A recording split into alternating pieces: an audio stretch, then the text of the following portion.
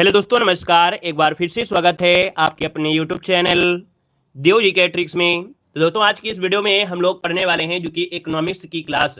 हमने यहाँ पर जो भी लिया है पूरी तरीके से निचोड़ आपकी वीडियो है, निचोड़ क्वेश्चन आपके लिए गए हैं और एक एक क्वेश्चन आपको बस समझते हुए चलना है कि आपने नहीं पढ़ा इकोनॉमिक्स को, पढ़ने में आपको डर भी लगता है, लेकिन आज की इस वीडियो को देखने के बाद जितने भी क्वेश्चन लिया है बस इतना पढ़ लीजिएगा, आपका सिलेक्शन यहाँ से आपका हो जाएगा जो कि इकोनॉमिक्स क्वेश्चन है। ठीक है, आवाज वगैरह आ रही है? एक बार सभी लोग कमेंट कर दीजिए, क्या हमारी आवाज आप सभी के पास आ रही है? साफ आवाज आ रही है? आ रही है? तो चलिए स्टार्ट करते हैं। चलिए, जय हिंद, गुड आफ्टरनून सभी को। हिंद। वीडियो को लाइक शेयर जरूर कर दीजिएगा, कोई कंजूसी मत करिएगा। ऐसी क्लास जो कि बिल्कुल रामायण आपकी होने वाली है आज की क्लास। ठीक है, ऑफलाइन देख रहे हैं या आप लोग ऑनलाइन देख रहे हैं? ठीक है, तो चलिए स्टार्ट करते हैं। पहला क्वेश्चन आपके सामने है, किस पंचवर्षीय योजना का उद्देश्य गरीबी उन्मूलन था? चलिए जवाब देना है। आपका आंसर क्या हो जाएगा कि किस पंचवर्षीय योजना का उद्देश्य गरीबी उन्मूलन था? इसका आंसर क्या हो जाएगा दोस्तों? आपका आंसर क्या बनेगा? आप कहेंगे सर जी सी नंबर हो जाएगा, पांचवी पंचवर्षीय योजना। या देखिए पांचवी पंचवर्षीय योजना, इसका ऑप्शन आपका सी हो जाएगा। तो आगे बढ़ते क्वेश्चन आपसे पूछा गया है, कह रहे प्लान्ड इकोनॉमिक्स फॉर इंडिया के लेखक इनमें से कौन है? चलिए बताना है यहाँ पर जो आंसर होगा इनमें से क्या हो जाएगा। कह रहे प्लान्ड इकोनॉमिक्स फॉर इंडिया के जो लेखक है वो आपके इनमें से कौन है? तो दोस्तों यहाँ पर याद रखिए, इनका नाम है आपका एम विश्वेश्वरैया। बहुत ही एमपी पॉइंट आपका याद रखिएगा कि भारत में आर्थिक नियोजन, क्या एक शब्द मिलता है कि भारत में आर्थिक नियोजन शुरू करने का प्रयास जो किया था वो कौन से इंजीनियर थे? तो दोस्तों ये इंजीनियर भी रहे हैं, राजनीतिक भी रहे हैं। आपका नाम है विश्वेश्वरैया। इसका जो आंसर बनेगा वो आपका ए नंबर हो जाएगा, विश्वेश्वरैया इसका आंसर है, राइट हो जाएगा। और इसके बाद आगे बढ़ते क्वेश्चन दिया गया है कि भारत में नई आर्थिक नीति कब लाई गई थी? चलिए, भारत में नई आर्थिक नीति जो लाई गई वो कब लाई गई थी? इसका आंसर क्या बनेगा? चलिए, आवाज नहीं साफ आ रही? इतनी तो आवाज साफ आ रही, कह रहे आवाज साफ नहीं आ रही। चलिए देखो, भारत में नई आर्थिक नीति जो आपकी लाई गई, ये कब लाई गई थी? तो आपका आंसर क्या हो जाएगा? आप कहेंगे सर बी नंबर है। याद रखिए 1991 में। कब लाई गई थी? 1991 में। उस समय जो आपके प्रधानमंत्री थे कौन? नरसिम्हा राव। कौन? पीवी नरसिम्हा राव के द्वारा ये आपकी शुरू की गई थी। तो ऑप्शन नंबर आपका क्या हो जाएगा? यहाँ पर बी नंबर है, राइट हो जाएगा। और 2024 में इनको भारत रत्न भी दिया गया है। यहाँ पर आगे बढ़ते क्वेश्चन आपसे दिया गया है, कह रहा है भारत में जीएसटी कब लागू की गई थी? भारत में जीएसटी कब लागू की गई? चलिए बताइएगा, भारत में जो जीएसटी लागू की गई ये कब लागू की गई? यहाँ पर देखा जाए तो ऑप्शन नंबर आपका क्या हो जाएगा? डी नंबर 2017 में, है ना। 2017 इसका जो आंसर है यहाँ पर राइट हो जाएगा। और अगले क्वेश्चन को आते हैं। क्वेश्चन आपसे दिया गया है कि फसल बीमा योजना में से कौन सी सही नहीं है? फसल बीमा योजना में से कौन सही नहीं है आपसे पूछा गया है। देखिए पहला पॉइंट आपसे कह रहा है भैया व्यापक फसल बीमा योजना 2015 दिया गया है। तो भैया आप कहेंगे व्यापक फसल बीमा योजना 2015 नहीं है, 1985 है। कितनी है? 1985 है। बाकी राष्ट्रीय कृषि बीमा योजना 99 से 2000, संशोधित राष्ट्रीय कृषि आपका योजना 2010 से 16, प्रधानमंत्री फसल आपका 2016, है ना। ये आपको याद रख लेना है। अगला पॉइंट आपसे क्या कह रहा है, निम्नलिखित में से किसने सबसे पहले यह तर्क दिया था कि उच्च घाटे की स्थिति में लोग धन की अधिक बचत करते हैं? चलिए यहाँ पर बताइएगा, आपका जो आंसर होगा इनमें से क्या होगा। सबसे पहले थ्योरी को समझ लीजिए, क्योंकि डायरेक्ट कभी कभी थ्योरी से ही क्वेश्चन आपका आ जाता है। कह रहा है कि ये किसने सबसे पहले तर्क दिया था कि उच्च घाटे की स्थिति में लोग धन की अधिक बचत करते हैं। जब घाटा होता है तो पैसा कम खर्चा करेंगे, और जब कम खर्चा करेंगे तो बचत आपकी ज्यादा होती है। तो आप कहेंगे सर जी 6 नंबर की अगर बात कर लेते हैं तो यहाँ पर जवाब इनमें से क्या हो जाएगा। चलिए भैया, यहाँ पर देखा जाए तो आपका जो आंसर बनेगा यहाँ पर क्वेश्चन नंबर आपके 6 में, तो ऑप्शन नंबर आपका हो जाएगा सी। ये थे आपके डेविड रिकार्डो। कौन है? David Ricardo. याद रखिए डेविड रिकार्डो इसका जो आंसर है यहाँ पर आपका सी नंबर है, राइट हो जाएगा। ठीक है ना। और यहाँ पर आगे बढ़ते क्वेश्चन आपसे पूछा गया, दिया गया है कि गिनी गुणांक का प्रयोग किसके लिए किया जाता है? गिनी गुणांक का जो प्रयोग होता है वो किसके लिए होता है? तो ऑप्शन नंबर आपका बी हो जाएगा, आय असमानता को मापने के लिए। क्या होता है? आय की असमानता को मापने के लिए गिनी गुणांक का प्रयोग किया जाता है। इसका जो आंसर बनेगा यहाँ पर आपका बी नंबर है, राइट हो जाएगा। अगले क्वेश्चन को आते हैं। क्वेश्चन आपसे दिया गया है कि भारत में हरित क्रांति के जनक डॉक्टर नॉर्मन बोरलॉग किस देश के थे? चलिए यहाँ पर जवाब देना है। आपका आंसर क्या हो जाएगा कि भारत में हरित क्रांति के जो जनक हैं, है ना, यहाँ पर देखा जाए भारत में हरित क्रांति के जनक नॉर्मन बोरलॉग किस देश के थे? तो यहाँ पर देखो, क्वेश्चन कहने का मतलब ये है कि भारत में जैसे हरित क्रांति आई है तो भैया ये तो आपके यहाँ से शब्द हो गया, लेकिन नॉर्मन बोरलॉग जो आपके हैं कहाँ से, ये पूछा गया है। तो दोस्तों यहाँ पर देखा जाए आपका आंसर क्या हो जाएगा यहाँ पर नानमार बोलाक जो थे संयुक्त राज्य अमेरिका के थे। कहाँ के? संयुक्त राज्य अमेरिका के थे। यहाँ पर आंसर आपका बनेगा कौन? ए नंबर। और इन्होंने जो रिसर्च किया था वो आपकी मैक्सिको में किया था, है ना। याद रखिए यहाँ पर जो आंसर आपका आएगा वो ऑप्शन नंबर आपका ए नंबर इसका राइट हो जाएगा। अगर पूछे भारत में हरित क्रांति के, है ना, ये भारत हटा दीजिएगा, है ना, भारत आपको हटा देना है, इस क्वेश्चन में से भारत हटा दीजिएगा। बस ये पढ़ना है कि हरित क्रांति के जनक पढ़ना है। अगर भारत का लगा देते हैं तो स्वामीनाथन हो जाता है, इसलिए इस क्वेश्चन में भारत हटा दीजिए, ज्यादा बेस्ट हो जाएगा। यहाँ पर आगे बढ़ते क्वेश्चन दिया गया है कि भारत में स्टॉक मार्केट के विनियमन के लिए कौन सी केंद्रीय एजेंसी जिम्मेदार होती है। चलिए बताइएगा कि भारत में जो स्टॉक मार्केट होते हैं इसके लिए विनियमन जो होता है इसमें कौन सी जो एजेंसी होती है वो जिम्मेदार होती है। तो दोस्तों यहाँ पर ये है आपकी सेबी। कौन है? सेबी। इसका जो ऑप्शन बनेगा डी नंबर इसका राइट हो जाएगा। यह एक गैर संवैधानिक निकाय है। भारत में स्टॉक मार्केट के विनिमय के लिए सेबी जिम्मेदार आपकी होती हैं। पूछे भैया सेबी की स्थापना कब हुई थी, तो आप कहेंगे सर सेबी की स्थापना 1988 में हुई थी, लेकिन इसे 1992 में वैधानिक निकाय का दर्जा प्राप्त हुआ था। अगले क्वेश्चन कराते हैं। क्वेश्चन दिया गया है जीएसटी परिषद में कितने सदस्य होते हैं। चलिए बताइएगा कि जीएसटी परिषद में जो सदस्य होते हैं वो आपके कितने होते हैं। तो आप कहेंगे सर आंसर नंबर क्या हो जाएगा? ए नंबर 33 होते हैं। कितने होते हैं? 33 होते हैं। हमने कहा बस क्लास में बने रहिए, हमें मालूम है कि इसका कम से कम 50% क्वेश्चन आपको 100% आ रहे होंगे, और एक बार अगर देख लेंगे तो पूरी तरीके से रिवीजन हो जाएंगे और कुछ सीखने को मिल जाएगा।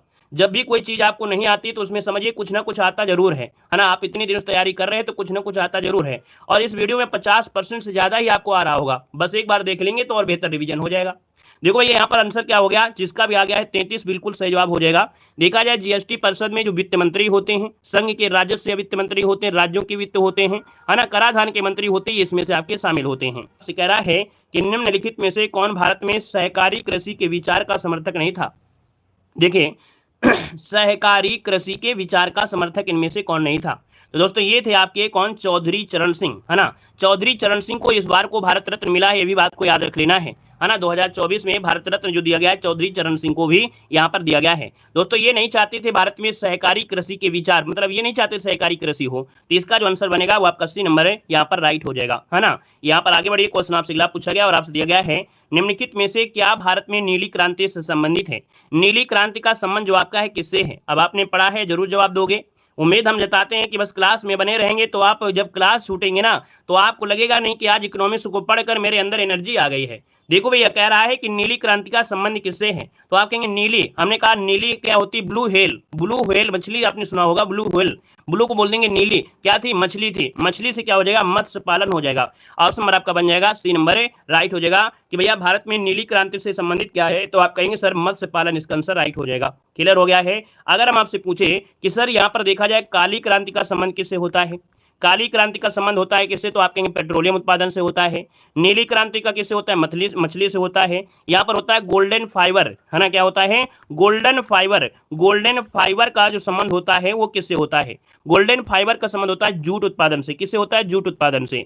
एक होता है श्वेत क्रांति, तो आप कहेंगे दूध उत्पादन से। आगे बढ़िए, क्वेश्चन आपसे दिया गया है, आपसे कह रहा है कि भारत में 8 कोर सेक्टर किसे शामिल नहीं किया गया है। चलिए हम कहते हैं कि भारत में 8 क्षेत्र जिन्हें मुख्य रूप से कोर सेक्टर मानते हैं। ये 8 चीजें क्या होते हैं? रिफाइनरी उत्पादन, बिजली, स्टील, कोयला, कच्चा तेल, प्राकृतिक गैस और सीमेंट और उर्वरक, ये आपकी चीजें होती हैं। अब इसमें से दोस्तों याद रखिएगा रसायन का प्रयोग ये आपके 8 कोर क्षेत्र में नहीं होता है। ये कह सकते हैं कि भी किसी भी क्षेत्र के लिए एक ढांचा होता है कि ये इतनी जरूरी होनी है, इतनी चीजें होना जरूरी है। जैसे आपको घर बनाना है तो घर बनाने में क्या जरूरत होती है? आप कहेंगे सर घर बनाने के लिए यहाँ पर जैसे सीमेंट होता है ना, सरिया हो गई है, ये चीज आपकी होती है जो कि मेन पॉइंट होते हैं। यहाँ पर आगे बढ़िए, क्वेश्चन आपसे अगला पूछा गया है कि निम्नलिखित में से कौन सी आर्थिक गतिविधियां प्राथमिक क्षेत्र के अंतर्गत आती हैं। हमने आपको बताया था सर जी प्राथमिक क्षेत्र में क्या क्या आता है ना। प्राथमिक क्षेत्र में यहाँ पर कौन कौन सा आ सकता है, 15 का ऑप्शन देना है। तो दोस्तों यहाँ पर देखा जाए तो आप कहेंगे सर पहला जो आपका मत्स्य पालन होता है ये भी किस में आता है? प्राथमिक क्षेत्र में आता है। यहाँ पर देखा जाए डेयरी उद्योग ये भी आपका इसी में आपका आता है। यहाँ पर कृषि पालन ये भी आपका आता है किसमें? तो आपके प्राथमिक में ही आता है। तो आप कहेंगे सर जो ऑप्शन नंबर आपका सी हो जाएगा, फर्स्ट सेकंड थर्ड आपका आंसर है, राइट हो जाएगा। क्लियर हो गया है। चलिए आगे बढ़िए, क्वेश्चन दिया गया है कि नई औद्योगिक नीति 1991 के समय वित्त मंत्री कौन थे।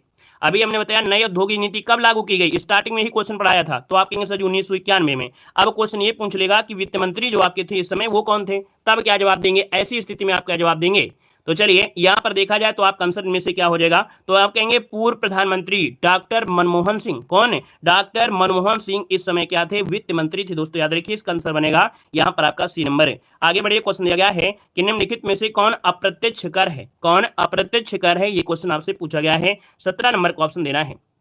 चलिए 17 की अगर बात करते हैं दोस्तों, अप्रत्यक्ष कर जो आपके डायरेक्ट ना लिया जाए, देखो निगम का प्रत्यक्ष है, संपत्ति अप्रत्यक्ष, उपहार भी है, लेकिन जो आपका सीमा शुल्क आपका है, याद रखिए सीमा शुल्क जो आपका है ना, जैसे सीमा शुल्क हो गया या बिक्री कर आपका हो गया, इनको नोट कर लीजिएगा। बिक्री कर जो आपका होता है ये आपका हो गया, और देखा जाए तो आपका क्या होता है? उत्पादन शुल्क होता है। क्या होता है? उत्पादन शुल्क आपका होता है। उत्पादन शुल्क जो आपका होता है ना, ये क्या होते हैं? अप्रत्यक्ष कर के उदाहरण है। यही 3 पूछे जाएंगे। जब भी पूछेगा कि अप्रत्यक्ष कर के उदाहरण बताइए, तो आपको सीमा शुल्क मिलेगा, बिक्री कर मिलेगा, उत्पादन मिलेगा। ये 3 पॉइंट आपको नोट कर लेना है, कहीं भी अपनी कॉपी में नोट करते हुए चलेंगे इन पॉइंट को, और एक बार बस रिवीजन कर लीजिएगा, एक बार रिवीजन। अगला क्वेश्चन है, प्रधानमंत्री द्वारा कब यहाँ पर बेटी बचाओ बेटी पढ़ाओ घोषित किया गया था?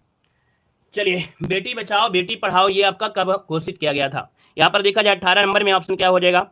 चलिए बेटी बचाओ बेटी पढ़ाओ, यहाँ पर जो आंसर है वो राइट इनमें से क्या हो जाएगा 18 नंबर में? तो आप कहेंगे सर ऑप्शन नंबर आपका ए हो जाएगा 22 जनवरी 2015 को। कब है? तो 22 जनवरी 2015 को हरियाणा के पानीपत से। कहाँ से? तो आप कहेंगे सर जी हरियाणा के पानीपत से, हरियाणा के पानीपत से आपका शुरू हुआ था, पानीपत से।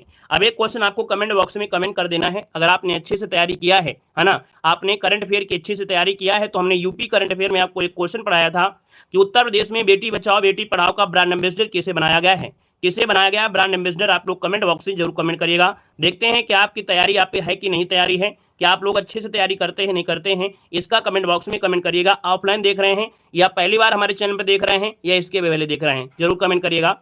यहाँ पर देखो आपसे कह रहा है कि महालनोबिस मॉडल आधार जो था वो कौन सी पंचवर्षीय योजना का था? यहाँ पर देखिए 19 नंबर की अगर बात करते हैं तो आपका आंसर क्या हो जाएगा? हमने कहा सर इनको बोलते हैं पीसी महालनोबिस। क्या बोलते हैं? पीसी महालनोबिस बोलते हैं, पीसी महालनोबिस।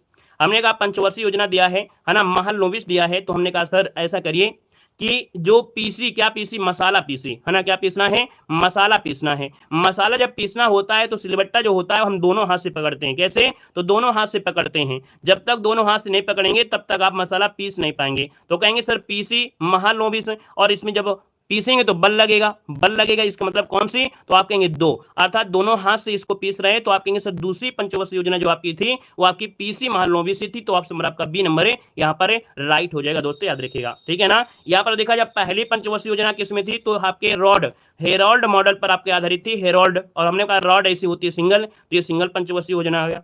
यहाँ पर देखिए तीसरी पंचवर्षीय योजना है दुखम सुखम, है ना, क्या दुखम सुखम होता है। हमने आपको ऐसे बताया कि भैया यहाँ पर देखिए तीसरी पंचवर्षीय योजना किस पर है? दुखम सुखम में है। हमने यहाँ पर ऐसे बना दिया, देखो हमने यहाँ पर ऐसे बनाया और 3 बिंदी में ये क्या हो गया? ये खुशी हो गया, ठीक है ना। लेकिन अगर हम आपसे यही बना दें, ये बना दें ऐसे, तो ये दुखी हो गया। मतलब हमने प्रयास किया कि आपको 3 पॉइंट में ही एक व्यक्ति को खुशी कर दिया, 3 पॉइंट में एक को दुखी कर दिया, तो हो गया सुखम दुखम। तो तीसरी पंचवर्षीय योजना आधारित थी किस पर? तो सुखम दुखम पर आपकी थी। दूसरी आपकी थी किस पर? तो पीसी महालनोबिस पर थी। पहली जो थी आपकी हेरोल्ड मॉडल पर आपके आधारित थी। बस 3 पॉइंट आपको नोट कर लेना है, जो पूछेगा आपको यहीं से मिल जाएगा, ठीक है। चलिए आगे बढ़िए, क्वेश्चन आपसे क्या पूछा गया है? कह रहा है बैंकिंग सुधार समिति को निम्न में से किस नाम से जाना जाता है? चलिए बताना है कि बैंकिंग सुधार अधिनियम समिति को निम्नलिखित में से किस नाम से जाना जाता है? आप आंसर क्या हो जाएगा? तो दोस्तों ये है आपकी नरसिम्हन समिति। क्या है? तो याद रखिएगा नरसिम्हन समिति इसका जो आंसर है राइट हो जाएगा। दोस्तों याद रखिएगा 1991 में आरबीआई के जो पूर्व गवर्नर थे आपके एम नरसिम्हन के तहत इस समिति की स्थापना की गई थी। यहाँ पर आगे बढ़ते क्वेश्चन आपसे दिया गया है कि भारत में हरित क्रांति के संदर्भ में HYVP का पूर्ण रूप इनमें से क्या होता है? चलिए बताइएगा। भारत में जो हरित क्रांति से संबंधित एक पॉइंट आपका है, इसका फुल फॉर्म पूछा गया है कि भैया जो फुल फॉर्म दिया गया है HYVP का फुल फॉर्म इनमें से क्या होता है?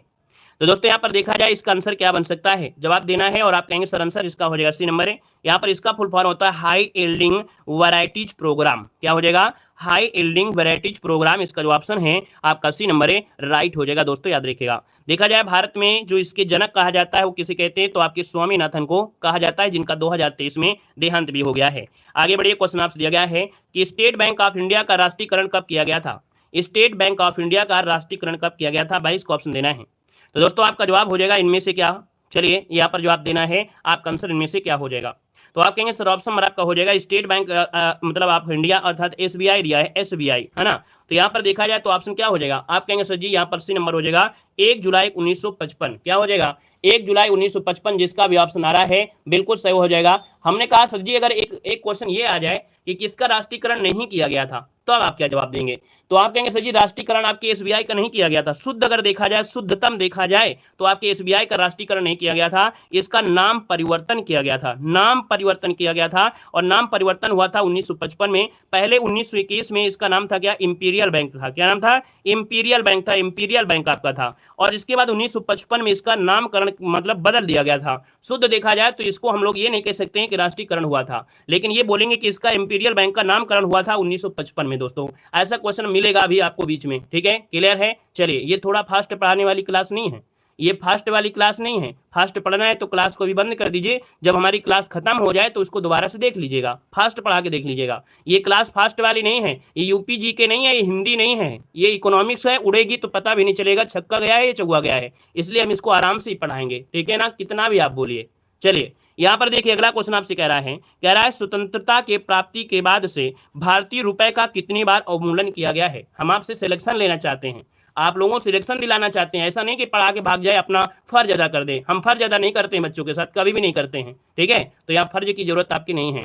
यहाँ पर देखो कह रहा है स्वतंत्रता प्राप्ति के बाद भारतीय रुपए का कितनी बार। देखो स्वतंत्रता प्राप्ति के बाद दिया है, अगर ऐसे होता कि भारतीय रुपए तो आप कहते 3 बार, लेकिन भैया स्वतंत्रता प्राप्ति के बाद दिया है तो आप कहेंगे सर जी ऑप्शन नंबर आपका हो जाएगा ए नंबर 2 बार हुआ है। कितनी बार हुआ है, तो आप कहेंगे सर जी 2 बार, इसका आंसर राइट हो जाएगा। चलिए आगे बढ़िए, क्वेश्चन आपसे अगला पूछा गया है और आपसे दिया गया है कि 12वें वित्त आयोग है ना, 12वें वित्त आयोग ने केंद्रीय करों में राज्यों के लिए कितने प्रतिशत की राशि संतुष्टि की गई थी। दोस्तों यहाँ पर देखा जाए 24 नंबर का जो ऑप्शन बनेगा यहाँ पर राइट जो हो जाएगा वो बी हो जाएगा 30.5%। क्या हो जाएगा 30.5%, इसका जो ऑप्शन है यहाँ पर राइट हो जाएगा। दोस्तों याद रखिएगा, ठीक है ना। और इसके बाद आगे बढ़ते क्वेश्चन दिया गया है कि भारत में वैट कब से लागू किया गया था। चलिए बताइएगा भारत में जो वैट है, ये वैट लागू किया गया था, ये कब से लागू किया गया था, यहाँ पर बताइए इसका आंसर क्या हो जाएगा। तो आप कहेंगे सर ऑप्शन नंबर आपका सी हो जाएगा 1 अप्रैल 2005 से। कब, 1 अप्रैल 2005 से भारत में वैट लागू किया गया था। वैट एक अप्रत्यक्ष कर होता है, 1986 में भारत में पेश किया गया था। यहाँ पर जो आंसर आएगा यहाँ पर क्या हो जाएगा, सी नंबर राइट हो जाएगा। यहाँ पर आगे बढ़ते क्वेश्चन आपसे अगला पूछा गया है कि किसी वस्तु पर क्या दिया है, किसी वस्तु पर इको मार्क चिन्ह दर्शाता है कि यह जो उत्पाद है ये किसके लिए है। हमने कहा आपने कभी ना कभी ये चीज ऐसे देखा होगा, यहाँ पर मटकी रखी होती है और मटकी रखी होती है तो कहीं ना कहीं देखा जाए तो इस प्रकार से कहते हैं ये मार्क लगा है, किस लिए लगा हुआ है। ये मार्क जो होता है इसका मतलब क्या होता है, तो कहते हैं इसका मतलब ये होता है कि ये पर्यावरण की दृष्टि से अनुकूल है, अर्थात ये जो उत्पाद आपका है ये पर्यावरण के लिए ठीक है, मतलब ऐसा नहीं घातक है या इसके द्वारा पर्यावरण का प्रदूषण होगा ये इसके लिए। तो याद रखिए ये पर्यावरण के हिसाब से क्या है, अनुकूल है, इसीलिए इसमें ये मुहर लगा दी गई है। इको मार्क इसको कहा जाता है, इको मार्क, ठीक है ना। यहाँ पर आगे बढ़िए, क्वेश्चन आपसे अगला पूछा गया है, कह रहे हैं नाबार्ड का विस्तृत रूप इनमें से क्या होता है। नाबार्ड का विस्तृत रूप इनमें से जो होता है वो इनमें से क्या हो जाएगा। तो चलिए आप कहेंगे सर नाबार्ड की अगर बात कर लेते हैं तो इसका आंसर क्या होगा। आप कहेंगे सबसे पहले स्थापना की बात होती है, नाबार्ड ये हुई थी स्थापना कब, तो आप कहेंगे सर 1982 में इसकी स्थापना हुई थी, 1982 में स्थापना हुई थी। शिवरमन समिति की अध्यक्षता में आपकी हुई थी, है ना। और देखा जाए तो भैया national bank for agriculture and rural development, जो कि ऑप्शन आपका बनेगा B, national bank for agriculture and rural development. यहाँ पर जो आंसर है आपका बी हो जाएगा। ये क्वेश्चन आपका हमेशा मिलता है, हमेशा मिलता है एग्जाम में। अगले क्वेश्चन कराते हैं, क्वेश्चन आपसे अगला पूछा गया है, कह रहा है कि भारत की पंचवर्षीय योजना प्रणाली को रूस से अपनाया गया था। उस रूसी नेता का नाम क्या है जिसने पहली बार रूस में पंचवर्षीय योजना के दृष्टिकोण को लागू किया था। चलिए भाई यहाँ पर देखिए इसका आंसर क्या हो जाएगा 28 नंबर में। तो आप कहेंगे सर जी ये है जोसेफ स्टालिन। क्या नाम है इनका, इनका नाम है जोसेफ स्टालिन नाम है, इसका ऑप्शन बनेगा आपका बी नंबर है। देखा जाए पहली बार रूस में पंचवर्षीय योजना यहाँ पर लागू की गई थी, ठीक है ना। और इसके बाद आगे बढ़ते हैं, क्वेश्चन आपसे अगला पूछा गया है कि गरीबी को मापने के लिए उपयोग की जाने वाली समान विधि जो कि आय का उपभोग के स्तर पर आधारित होती है, इसे कहते क्या है। भाई गरीबी को मापना है और गरीबी को मापना है तो आप कहेंगे सर जी यहाँ पर देखा जाए ये होती है आय रेखा, इसे कहेंगे क्या बोलेंगे। यहाँ पर जो आपको 29 नंबर है 29 का ऑप्शन बी हो जाएगा, इसे बोलते हैं आय रेखा कहते हैं, तो इसका ऑप्शन बनेगा यहाँ पर बी नंबर राइट हो जाएगा। यहाँ पर आगे बढ़ते क्वेश्चन आपसे अगला पूछा गया है, आपसे कह रहा है कि हरित क्रांति आंदोलन कब से आपका शुरू हुआ था। चलिए यहाँ पर बताना इसका आंसर क्या हो जाएगा। आपसे कह रहा है कि हरित क्रांति आंदोलन कब से कब तक चला था, हरित क्रांति कब से कब तक चला। आप कहेंगे सर जी हरित क्रांति की शुरुआत आपकी 67-68 के लगभग हुई थी और सेकंड वाली हुई थी 77 से 78 तक की अवधि में हुई थी। तो इसका मतलब जो ऑप्शन है वो आपका हो जाएगा सी नंबर है। याद रखिए 67 से लेके आपके 78 तक आपकी चली थी। पहली आपकी आई थी 67 से 68 के लगभग, फिर इसके बाद दूसरी आपकी 77 से 78 के बीच में। तो आप कहेंगे सर जी 67 से लेके 78 तक आपकी ये आपकी चली थी। तो इसका आंसर बनेगा कौन है, आपको सी नंबर है, यहाँ पर लगाना है सी नंबर है। यहाँ पर आगे बढ़ते हैं, क्वेश्चन आपसे अगला पूछा गया और आपसे कह रहा है कि वस्तुओं और सेवाओं पर जो आपकी जीएसटी दरें होती हैं वो आपकी कौन कौन सी हैं। चलिए वस्तुओं और सेवाओं पर जो जीएसटी आपकी दरें होती हैं वो आपकी कौन कौन सी दरें होती हैं। आप कहेंगे सर जी देखा जाए तो आपकी 0% होती है, 5%, 12%, 18% और 28%। अब यहाँ पर देखा जाए तो ऑप्शन कौन सा आ रहा है सही, आपका आंसर आ रहा है यहाँ पर सी नंबर 0, 5, 12, 18 और 28 इसका आंसर है, यहाँ पर राइट हो जाएगा, है ना। अब आप पूछे भारत में कब से लागू किया गया जीएसटी, तो आप कहेंगे 1 जुलाई। कब से, तो आप कहेंगे सर जी 1 जुलाई 2017 से लागू किया गया था भारत में जो आपकी है क्या, तो आपकी यहाँ पर जीएसटी। क्लियर है। चलिए आगे बढ़िए, क्वेश्चन आपसे दिया गया है कि भारत में आर्थिक सर्वेक्षण सरकारी स्तर पर प्रतिवर्ष कौन प्रकाशित करता है। चलिए बताइएगा भारत में जो आर्थिक सर्वेक्षण होता है ये जो सरकारी स्तर प्रतिवर्ष जो प्रकाशित करता है वो कौन करता है, तो ये करता है आपका वित्त मंत्रालय। कौन करता है, आपका वित्त मंत्रालय। इसका जो ऑप्शन बनेगा वो सी नंबर है, राइट हो जाएगा, वित्त मंत्रालय। नेक्स्ट क्वेश्चन कराते हैं। क्वेश्चन दिया गया है कि भारत में राष्ट्रीय मानवाधिकार आयोग निम्नलिखित में से किस मंत्रालय के अधीन आपका है।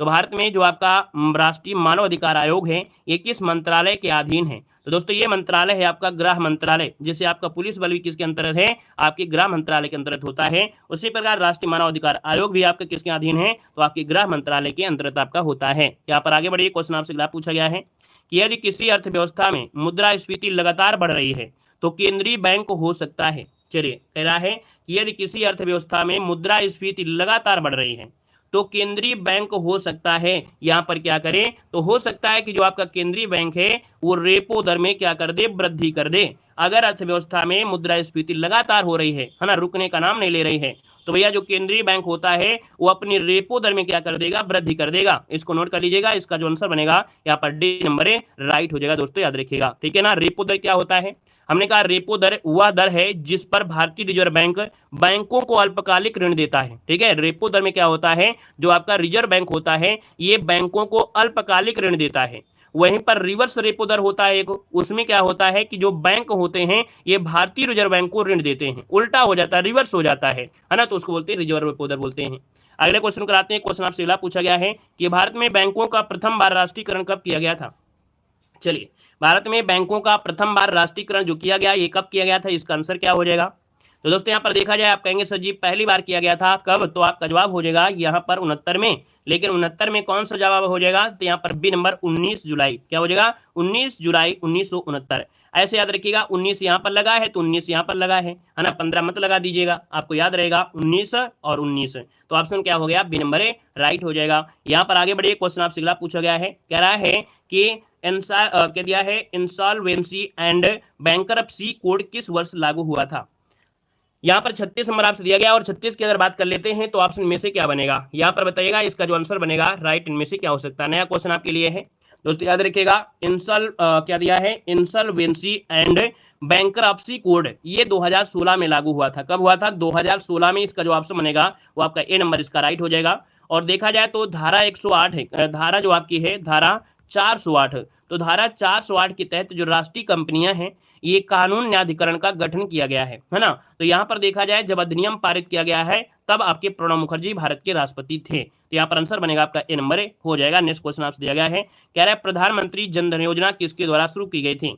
प्रधानमंत्री जनधन योजना किसके द्वारा शुरू की गई थी, इसका आंसर क्या हो जाएगा। चलिए देखिए आपका जो आंसर बनेगा यहाँ पर 37 नंबर में वो ऑप्शन क्या हो जाएगा। हमने कहा इतनी मेहनत करिए, इतनी मेहनत करिए, इतनी मेहनत करिए, इतनी मेहनत करिए कि अगर पेपर लीक भी हो जाए तो आपके रिजल्ट में कोई परिवर्तन ना मिले देखने को। ऐसा ना लगे कि नहीं पेपर लीक हुआ, मेरे 2 नंबर 3 नंबर से रह गया, अगर पेपर लीक ना होता तो मैं अच्छे नंबर लाता। तो पहले से इतनी नंबर मेहनत कर लीजिए कि अगर पेपर लीक भी होगा तो समझो कि 4-10 नंबर हमने दान में दे दिया उस लड़के को जिसने नकल करवाई थी या उसका यहाँ पर हुआ था, है ना। तो इतनी मेहनत पहले से कर लीजिए कि 5 से 6 नंबर आपको ज्यादा मेहनत कर लेना है, ठीक है।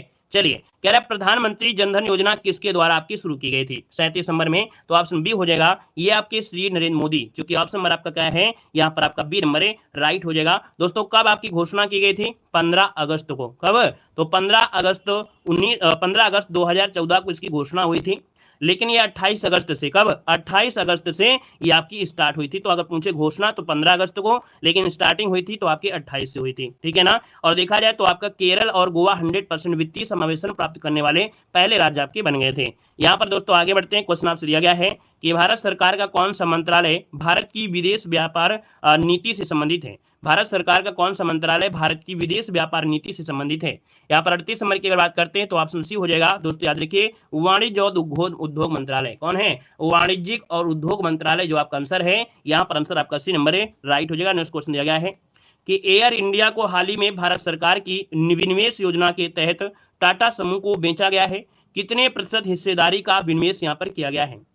तो देखिए, जो आपकी एयर इंडिया है इसको भैया विनिवेश योजना के तहत टाटा समूह को बेच दिया गया, इसके कितने प्रतिशत हिस्सेदारी का विनिवेश किया गया, हिस्सेदारी जो आपकी कितने परसेंट है। तो दोस्तों याद रखिए 100%, यहाँ पर आंसर बनेगा बी नंबर 100%। आगे बढ़िए, क्वेश्चन दिया गया है कि भारतीय प्रधानमंत्री ने 1000 और 500 के नोटों के विमुद्रीकरण की घोषणा कब किया था। यहाँ पर बताना है, आपका जो आंसर बनेगा 40 नंबर में से क्या हो जाएगा। तो आप कहेंगे सर जी ये थी आपके कब, 9 नवंबर या 8 नवंबर। तो आप कहेंगे सर जी घोषणा दिया है, जब घोषणा दिया है तो आप कहेंगे सर जी 8 नवंबर 2016 को रात्रि को 8 बजे घोषणा किया था कि भाइयों और बहनों आपके 100 रुपए 1000 और 500 के नोट का विमुद्रीकरण किया जा रहा है, जल्दी से जल्द अब बैंक में जाकर इनको सबमिट कर दीजिए, है ना। तो याद रखिए यहाँ पर आंसर क्या हो जाए आपका सी नंबर है, लेकिन लागू हुआ था आपके 9 नवंबर से, ठीक है, 9 नवंबर से लागू हुआ था। आगे बढ़िए, क्वेश्चन आपसे दिया गया है, कह रहा है निम्नलिखित में से कौन राष्ट्रीयकृत बैंक नहीं है, कौन राष्ट्रीयकृत बैंक नहीं है, आपसे क्वेश्चन पूछा गया है, यहाँ पर दिया गया 41 नंबर में। चलिए बताइए यहाँ पर आंसर क्या हो जाएगा। हमने कहा था कि ऐसा क्वेश्चन मिल सकता है, ऐसा क्वेश्चन आपको मिल सकता है कि जब आपको लगाना पड़े, जबरदस्ती लगाना पड़े। हमने कहा सर इसमें जबरदस्ती करना पड़ेगा, ऑप्शन नंबर आपका डी भारतीय स्टेट बैंक। हमने कहा स्टार्टिंग में इसी वीडियो में बताया था कि ऐसा क्वेश्चन आता है तो ऐसा करना पड़ेगा, बाकी ऐसा जरूरी नहीं है। हमने कहा सर जी जो आपका भारतीय स्टेट बैंक है 1921 में इसका नाम था इंपीरियल बैंक। क्या नाम था, इंपीरियल बैंक था, इंपीरियल बैंक नाम था इसका। लेकिन क्या हुआ 1955 में सिर्फ और सिर्फ इसका नाम बदला गया था। क्या बदला गया था, नाम बदला गया था, नाम बदला गया था। तो जब नाम बदला गया तो हम लोग यहाँ पर नामकरण बोलेंगे, ना कि इसको राष्ट्रीयकरण करेंगे। लेकिन कहीं ना कहीं इसका क्वेश्चन अगर ऐसे बन जाता है कि भारतीय स्टेट बैंक का राष्ट्रीयकरण कब किया गया, तो आप 1955 लगाना पड़ेगा। हमने दोनों चीज आपको बता दिया है, ठीक है ना, क्लियर है। चलिए यहाँ पर आगे बढ़िए, क्वेश्चन आपसे दिया गया है कि 1 रुपए के नोट पर किसके हस्ताक्षर होते हैं। चलिए बताइए क्या हो जाएगा। चलिए यहाँ पर देखिए कि 1 रुपए के नोट पर किसके हस्ताक्षर होते हैं, 42 नंबर का ऑप्शन देना है और बिल्कुल इजी क्वेश्चन है और यही क्वेश्चन आपका छपना भी है। स्क्रीनशॉट ले लीजिएगा, ठीक है, स्क्रीनशॉट ले लीजिए, क्वेश्चन आपका यही छपना है। देखिए 1 रुपए के नोट पर किसके हस्ताक्षर होते हैं, 4 शिफ्ट में एक क्वेश्चन आपका आएगा ही आएगा। तो दोस्तों यहाँ पर देखा जाए तो आपका जो आंसर बनेगा आपका हो जाएगा ए नंबर, केंद्रीय वित्त सचिव के होते हैं। किसके होते हैं, वित्त सचिव जिसे बोलेंगे, अर्थात जो आपका 42 नंबर का ऑप्शन है वो राइट क्या हो जाएगा, तो यहाँ पर ए नंबर राइट हो जाएगा। दोस्तों याद रखिएगा, और यह भारत सरकार के वित्त मंत्रालय के द्वारा जारी किया जाता है। किसके द्वारा, तो वित्त मंत्रालय के द्वारा जारी किया जाता है। अगला क्वेश्चन आपसे दिया गया है कि आजादी के बाद भारत में किया गया सबसे बड़ा कर सुधार इनमें से कौन सा है। आजादी के बाद किया गया सबसे बड़ा जो कर सुधार आपका है इनमें से कौन सा है। तो दोस्तों यहाँ पर कहेंगे सर जी ये है वस्तु और सेवा कर, है ना। देखा जाए तो आपका आंसर बनेगा ए नंबर, जो आपकी जीएसटी है, अर्थात ये देखा जाए तो सबसे बड़ा कर सुधार आपका यही है। 1 जुलाई 2017 की मध्य रात को यह आरंभ किया गया था। यहाँ पर दोस्तों 101 संशोधन नंबर आपका याद रखिएगा कि 101 नंबर का संशोधन अधिनियम के तहत आपका किया गया था। अगले क्वेश्चन कराते हैं। क्वेश्चन दिया गया है निम्नलिखित में से कौन सी योजनाएं सुमेलित हैं, कौन सी योजनाएं आपकी सुमेलित हैं। तो चलिए सुमेलित कर लेते हैं। यहाँ पर दिया गया है मेक इन इंडिया कार्यक्रम। मेक इन इंडिया आपके 25 सितंबर 2014 है ना, ये हुआ है। अच्छा, फिर दिया गया है आपसे कैसे मिलान करना है, चलिए देख लेते हैं। स्टार्टअप इंडिया जो आपकी है, स्टार्टअप इंडिया ये अगस्त 2015 में आपकी हुई थी। कब हुई थी, अगस्त 2015 में हुई थी। तो कोई ऑप्शन तो है नहीं है, तो आप कहेंगे सर जी अगस्त 2015 में, अगस्त 2015 में आपकी इसकी शुरुआत हुई थी। स्टैंड अप इंडिया ये अप्रैल 2016 में, कब, तो अप्रैल 2016 में, अप्रैल 2016 में आपकी स्टार्टिंग हुई थी। अप्रैल 2016 में याद रखिएगा, 2000 इसको लिख देते हैं, 2016 में आपकी हुई थी। फिर इसका दिया गया है राष्ट्रीय विनिर्माण नीति, ये 4 नवंबर 2011 में हुई थी, है ना। तो इसका मतलब डी वाला सही है। मेक इन इंडिया 25 सितंबर 2014, 25 सितंबर 2014, मतलब आपका यहाँ पर ये दिया गया है। अब इस हिसाब से देखा जाए तो आपका जो पूछा गया है क्या, तो पूछा गया है इनमें से कौन सुमेलित है, कौन सा आंसर हो सकता है। कोई ऑप्शन मिल रहा है यहाँ पर, क्यों भैया ऑप्शन मिला ए और डी वाला कोई ऑप्शन है तो दिया तो गया है, बी नंबर आपका हो जाएगा। ए और डी जो आपका दिया है ये क्या है, तो आपकी सुमेलित है, याद रखिएगा, ठीक है ना, क्लियर हो गया है। चलिए आगे बढ़िए, क्वेश्चन आपसे दिया गया है, आपसे कह रहा है कि 1985 में उपभोक्ता संरक्षण के लिए दिशा निर्देशों को अपनाया गया। यह राष्ट्रों के लिए उपभोक्ताओं और उपभोक्ता वकालत समूह की सुरक्षा के उपायों को अपनाने का एक कह सकते हैं उपकरण था। मतलब 45 नंबर का जो ऑप्शन दिया गया है वो ऑप्शन बनेगा आपका बी नंबर है। यहाँ पर भरेंगे संयुक्त राष्ट्र, क्या भरेंगे कि भैया ये जो आपका दिशा निर्देश है ये अपनाया गया था, संयुक्त राष्ट्र के द्वारा दिया गया एक प्रकार से उपदेश था। यहाँ पर आगे बढ़िए, क्वेश्चन दिया गया है, कह रहा है APMC का पूरा नाम इनमें से क्या होता है। चलिए यहाँ पर जवाब देना है, आपका जो आंसर बनेगा इनमें से राइट क्या हो सकता है, इसका आंसर बताना है। तो दोस्तों आप कहेंगे सर यहाँ पर देखा जाए तो आपका जो आंसर बनेगा इनमें से क्या हो जाएगा, APMC का पूरा नाम जो आपका है इनमें से क्या हो जाएगा। तो दोस्तों याद रखिए, कैबिनेट जो केंद्रीय कैबिनेट हैं इन्होंने भैया यहाँ पर जो दिया ये दिया था ए नंबर एग्रीकल्चर, है ना, प्रोड्यूस मार्केट कमिटी, जो कि ऑप्शन नंबर आपका बनेगा ए नंबर है, इसका राइट हो जाएगा दोस्तों, याद रखिएगा, ठीक है। यानी कृषि उत्पाद विपणन, क्या बोलते हैं, कृषि उत्पाद विपणन इसको यहाँ पर कहेंगे। तो दोस्तों आपका आंसर बनेगा ए नंबर है, राइट हो जाएगा। यहाँ पर आगे बढ़िए, क्वेश्चन आपसे अगला पूछा गया और आपसे कह रहा है कि नई शिक्षा नीति 2020 को किस शिक्षा नीति की जगह पर लागू किया गया। राष्ट्रीय कृषि बाजार समिति, ठीक है, उसको हम बोलेंगे कृषि उत्पाद बाजार समिति। यहाँ पर आपसे कह रहा है नई शिक्षा जो नीति है, नई राष्ट्रीय शिक्षा नीति 2020 को किस शिक्षा नीति की जगह पर आपका लागू किया गया था। तो दोस्तों यहाँ पर देखा जाए तो आपका आंसर क्या हो जाएगा, तो आप कहेंगे सर ऑप्शन नंबर आपका ये हो जाएगा, ये राष्ट्रीय शिक्षा नीति 1986 वाली थी, है ना। याद रखिए आपकी जो राष्ट्रीय शिक्षा नीति आपकी 1986 थी उसी को अपग्रेड किया गया था। यहाँ पर जो आंसर है वो राइट हो जाए, आपका ए नंबर बन जाएगा। अगला क्वेश्चन दिया गया है, उपभोक्ता संरक्षण अधिनियम 1986 किस अधिनियम द्वारा बदल दिया गया। चलिए देखो, आपसे कह रहा है उपभोक्ता संरक्षण अधिनियम 1986 किस अधिनियम द्वारा बदल दिया गया था। 48 की अगर बात करते हैं तो ऑप्शन सी हो जाएगा, उपभोक्ता संरक्षण अधिनियम 2019, इसका जो आंसर बनेगा 2019 में परिवर्तित कर दिया गया था। आगे बढ़िए, क्वेश्चन आपसे दिया गया है कि भारत में प्रथम औद्योगिक नीति अर्थात जो आर्थिक नीति कब पेश की गई थी। भारत में प्रथम औद्योगिक नीति अर्थात जो आर्थिक नीति है जो पेश की गई थी वो कब पेश की गई थी, आपको बताना है। तो दोस्तों ऑप्शन नंबर आपका बी हो जाएगा, याद रखिएगा 1948, कब की गई थी, 1948 में, यहाँ पर आंसर है राइट हो जाएगा। और इसके बाद आगे बढ़ते हैं, क्वेश्चन आपसे दिया गया है कि 1 अप्रैल 2020 को पंजाब नेशनल बैंक में किन बैंकों का विलय किया गया था। 1 अप्रैल 2020 को पंजाब नेशनल बैंक में किन किन बैंकों का विलय किया गया था। तो दोस्तों याद रखिएगा कि पंजाब नेशनल बैंक में ओरिएंटल बैंक ऑफ कॉमर्स और यूनाइटेड बैंक ऑफ इंडिया, इनका विलय कर दिया गया किसमें, तो आपके पंजाब नेशनल बैंक में कर दिया गया था। यहाँ पर आंसर आपका सी हो जाएगा। और आगे बढ़ते हैं, क्वेश्चन दिया गया है कि भारत ने किस पंचवर्षीय योजना के दौरान मिश्रित अर्थव्यवस्था को अपनाया था। मिश्रित अर्थव्यवस्था को जो अपनाया ये कब अपनाया था, तो दोस्तों ये थी आपकी दूसरी पंचवर्षीय योजना। दूसरी पंचवर्षीय योजना किस पर आधारित थी, तो पीसी महालनोबिस पर थी, है ना। यहाँ पर तीसरी जो आपकी थी वो आपकी सुखम दुखम में थी, किसमें, तो आपकी सुखम दुखम में आपकी थी। पहली जो थी आपकी हेरल्ड मॉडल पर आधारित थी और चौथी थी वो आपकी गाडगिल, किस पर, तो आपकी गाडगिल मॉडल पर आधारित थी, गाडगिल मॉडल पर आपकी आधारित थी, ठीक है। आगे बढ़िए, क्वेश्चन आपसे दिया गया है, कह रहा है PDS का पूर्ण रूप क्या होता है। चलिए PDS का पूर्ण रूप इनमें से क्या होता है, इसका आंसर क्या बनेगा। तो दोस्तों यहाँ पर नोट कर लीजिएगा, इसका जो आपका आंसर बनेगा 52 नंबर में ऑप्शन सी हो जाएगा। याद रखिएगा पब्लिक डिस्ट्रीब्यूशन सिस्टम, इसका जो ऑप्शन बनेगा वो राइट हो जाएगा, आपका सी नंबर है, राइट हो जाएगा, नोट कर लीजिएगा, ठीक है ना। और इसके बाद आगे बढ़ते, क्वेश्चन दिया गया है, कह रहा है किसान क्रेडिट कार्ड योजना किस वर्ष लागू की गई थी। चलिए बताइएगा, किसान क्रेडिट कार्ड योजना जो आपकी लागू की गई थी वो आपकी कब लागू की गई थी, इसका आंसर इनमें से क्या बनेगा। चलिए यहाँ पर जल्दी से जवाब देना है। और आप कहेंगे सर जी 53 की अगर बात कर लेते हैं तो यहाँ पर जो आपका आंसर आएगा वो राइट इनमें से क्या हो जाएगा, तो 1998 99, आपका जवाब बिल्कुल सही हो जाएगा कि सर 1998 और 99 के समय ये लागू की गई थी, है ना। देखा जाए योजना जो कि राष्ट्रीय कृषि और ग्रामीण विकास बैंक द्वारा तैयार की गई थी, अर्थात ये जो आपकी योजना है वो नाबार्ड बैंक के द्वारा तैयार की गई थी। यहाँ पर आगे बढ़िए, क्वेश्चन आपसे अगला पूछा गया है कि स्वर्ण क्रांति किससे संबंधित है। स्वर्ण क्रांति का जो संबंध है वो आपकी किससे है, चलिए बताइएगा, स्वर्ण क्रांति का जो संबंध है वो आपका किससे संबंधित है। यहाँ पर 54 को ऑप्शन देना है। तो दोस्तों याद रखिए इसका आंसर हो जाएगा आपका बागवानी और शहद से। किससे है? बागवानी और शहद से संबंधित है। ऑप्शन नंबर आपका डी हो जाएगा। ये 1991 कब? तो आपके 1991 से शुरू हुई थी और 2003 तक आपकी योजना आपकी चली थी। तो ऑप्शन डी हो जाएगा। नेक्स्ट क्वेश्चन कराते हैं। क्वेश्चन दिया गया है, यहाँ पर दिया गया है द इंसेमिनेशन कम्युनिकेटेड एक्ट कब अस्तित्व में आया था? ये दोस्तों आवश्यक वस्तु अधिनियम, हिंदी में बोलते हैं आवश्यक वस्तु अधिनियम। ये दोस्तों 1955 में अस्तित्व में आया था। दोस्तों यहाँ पर जो आंसर है वो आपका सी हो जाएगा। 1955 में अस्तित्व आया था। मतलब इस अधिनियम के द्वारा जनता को कुछ बुनियादी और अत्यंत जो महत्वपूर्ण वस्तुएं हैं, है ना, उन वस्तुओं का उत्पादन और आपूर्ति के अधिकार देने के उद्देश्य से बनाया गया था। अगला क्वेश्चन आपसे कह रहा है कि खाद्यान्नों का न्यूनतम समर्थन मूल्य प्रति वर्ष कौन घोषित करता है? चलिए, कह रहा है कि भैया खाद्यान्नों का जो न्यूनतम समर्थन मूल्य होता है ये प्रति वर्ष घोषित करता है, वो कौन करता है? यहाँ पर देखा जाए तो आपका जो आंसर बनेगा इनमें से क्या हो जाएगा? तो आप कहेंगे सर ऑप्शन नंबर सी हो जाएगा, कृषि लागत और मूल्य आयोग। कौन करता है? कृषि लागत और मूल्य आयोग। ये क्वेश्चन आपका पूछा जाना है, इसको नोट कर लीजिएगा। कृषि लागत मूल्य आयोग इसका जो आंसर है यहाँ पर राइट हो जाएगा। आगे बढ़िए, क्वेश्चन आपसे दिया गया है कि अवमूल्यन का उद्देश्य क्या होता है?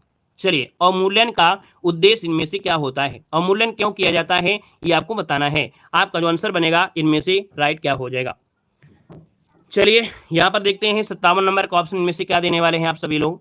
चलिए 57 का ऑप्शन यहाँ पर बनेगा दोस्तों डी नंबर, निर्यात को मतलब प्रोत्साहित करना। क्योंकि आता है ताकि निर्यात को प्रोत्साहन मिल सके। यहाँ पर जो आंसर है वो आपका डी नंबर है। यहाँ पर डी नंबर इसका राइट हो जाएगा, नोट कर लीजिएगा, ठीक है ना। और यहाँ पर दोस्तों आगे बढ़ते हैं, क्वेश्चन आपसे अगला पूछा गया है, कह रहा है बैंकिंग रेगुलेटिंग एक्ट किस वर्ष पारित हुआ था? बैंकिंग रेगुलेटिंग एक्ट जो पारित हुआ था ये किस वर्ष पारित हुआ था? दोस्तों यहाँ पर बताना है। आप कहेंगे सर 58 नंबर की अगर बात कर लेते हैं तो ऑप्शन नंबर आपका हो जाएगा बी नंबर है। ये आपके 1949 में कब किया गया था? तो आपके 1949 में बैंकिंग विनियम अधिनियम आपका पारित किया गया था, है ना। यहाँ पर देखा जाए तो यहाँ पर जो ये आपका नियम है भारत में सभी बैंकों के फार्मों को नियंत्रित करता है। यहाँ पर आगे बढ़ते हैं, क्वेश्चन आपसे अगला पूछा गया है, नीति आयोग का पूर्ण रूप इनमें से क्या होता है? चलिए, नीति आयोग का पूर्ण रूप इनमें से क्या है? जवाब देना है। चलिए, हमने कहा नीति आयोग का पूर्ण रूप इनमें से क्या होता है? यहाँ पर देखिए ऑप्शन नंबर आपके डी की तरफ, डी में आपसे कह रहा है कि national instruction for Transforming India, है ना। तो आप इंस्टीट्यूशन, है ना, तो यहाँ पर आंसर आपका डी हो जाएगा। आप लोग पढ़ लीजिएगा, इसका ऑप्शन डी नंबर है, यहाँ पर राइट हो जाएगा, ठीक है। मतलब National Institute for Transforming India, clear है। National Institute for Transforming India हो जाएगा, क्लियर है। और देखा जाए तो 1 जनवरी 2015 को नीति आयोग को ये आयोजना आयोग के स्थान पर लाया गया था। आगे बढ़ते हैं, क्वेश्चन आपसे दिया गया है कि भारतीय खाद्य निगम की स्थापना कब हुई थी? भारतीय खाद्य निगम की स्थापना जो हुई 60 नंबर में, वो आपका राइट क्या हो जाएगा?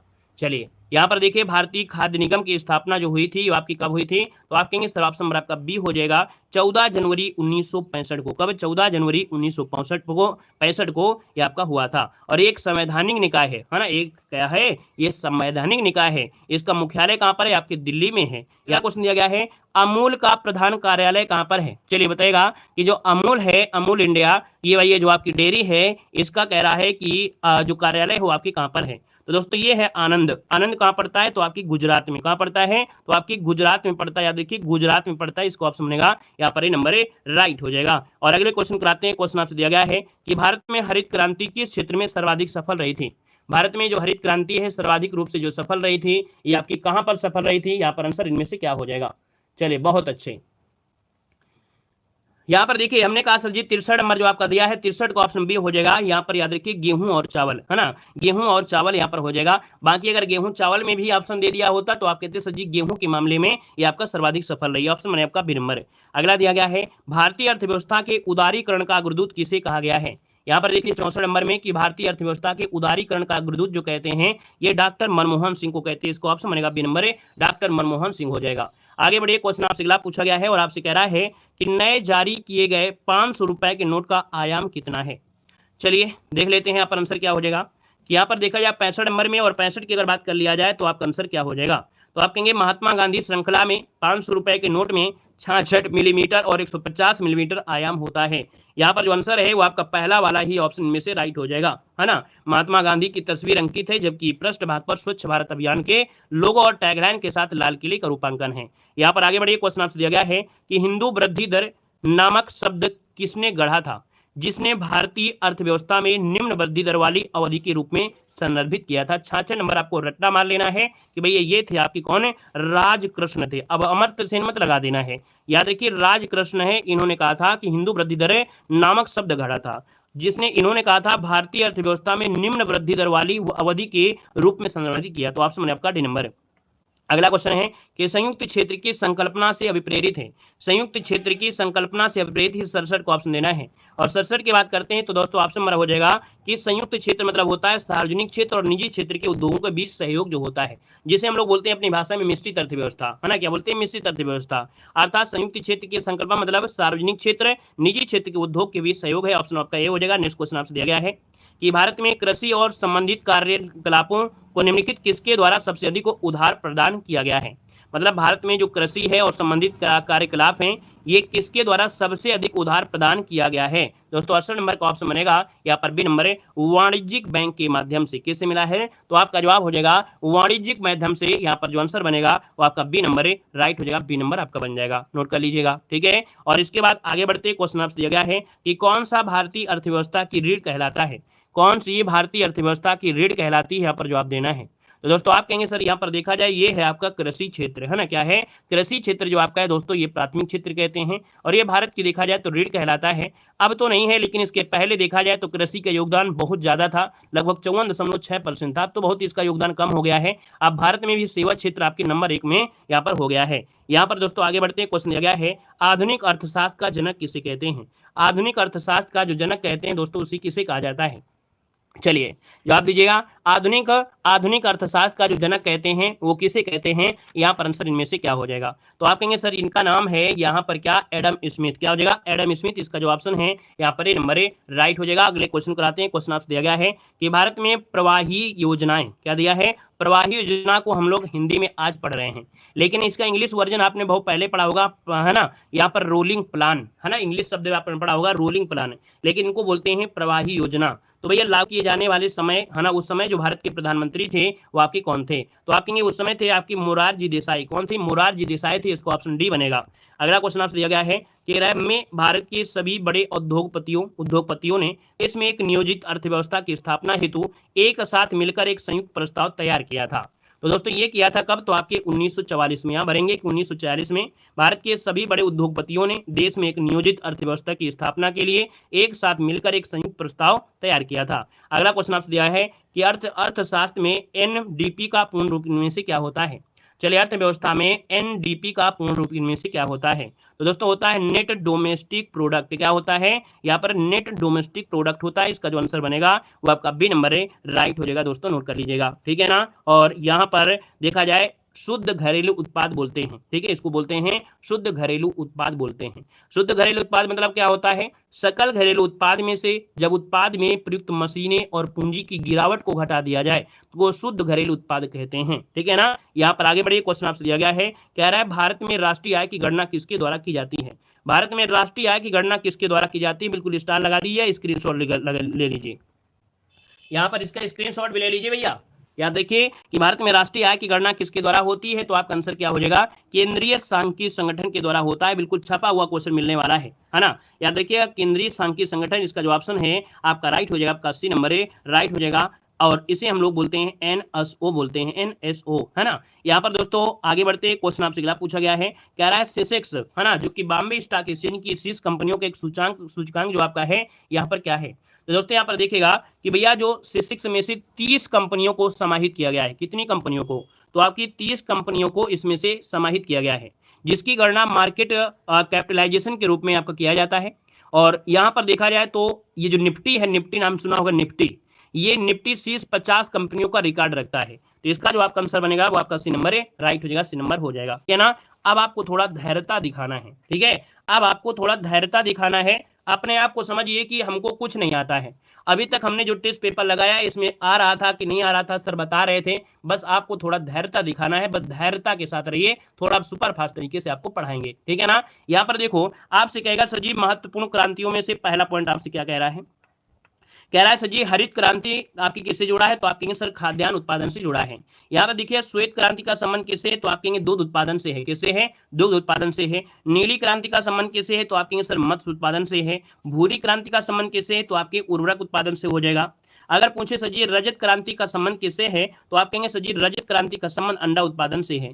पीली क्रांति का संबंध किससे है, तो आप कहेंगे सर तिलहन उत्पादन से है। लाल क्रांति का संबंध किससे है, तो टमाटर और मांस उत्पादन से आपका हो जाएगा।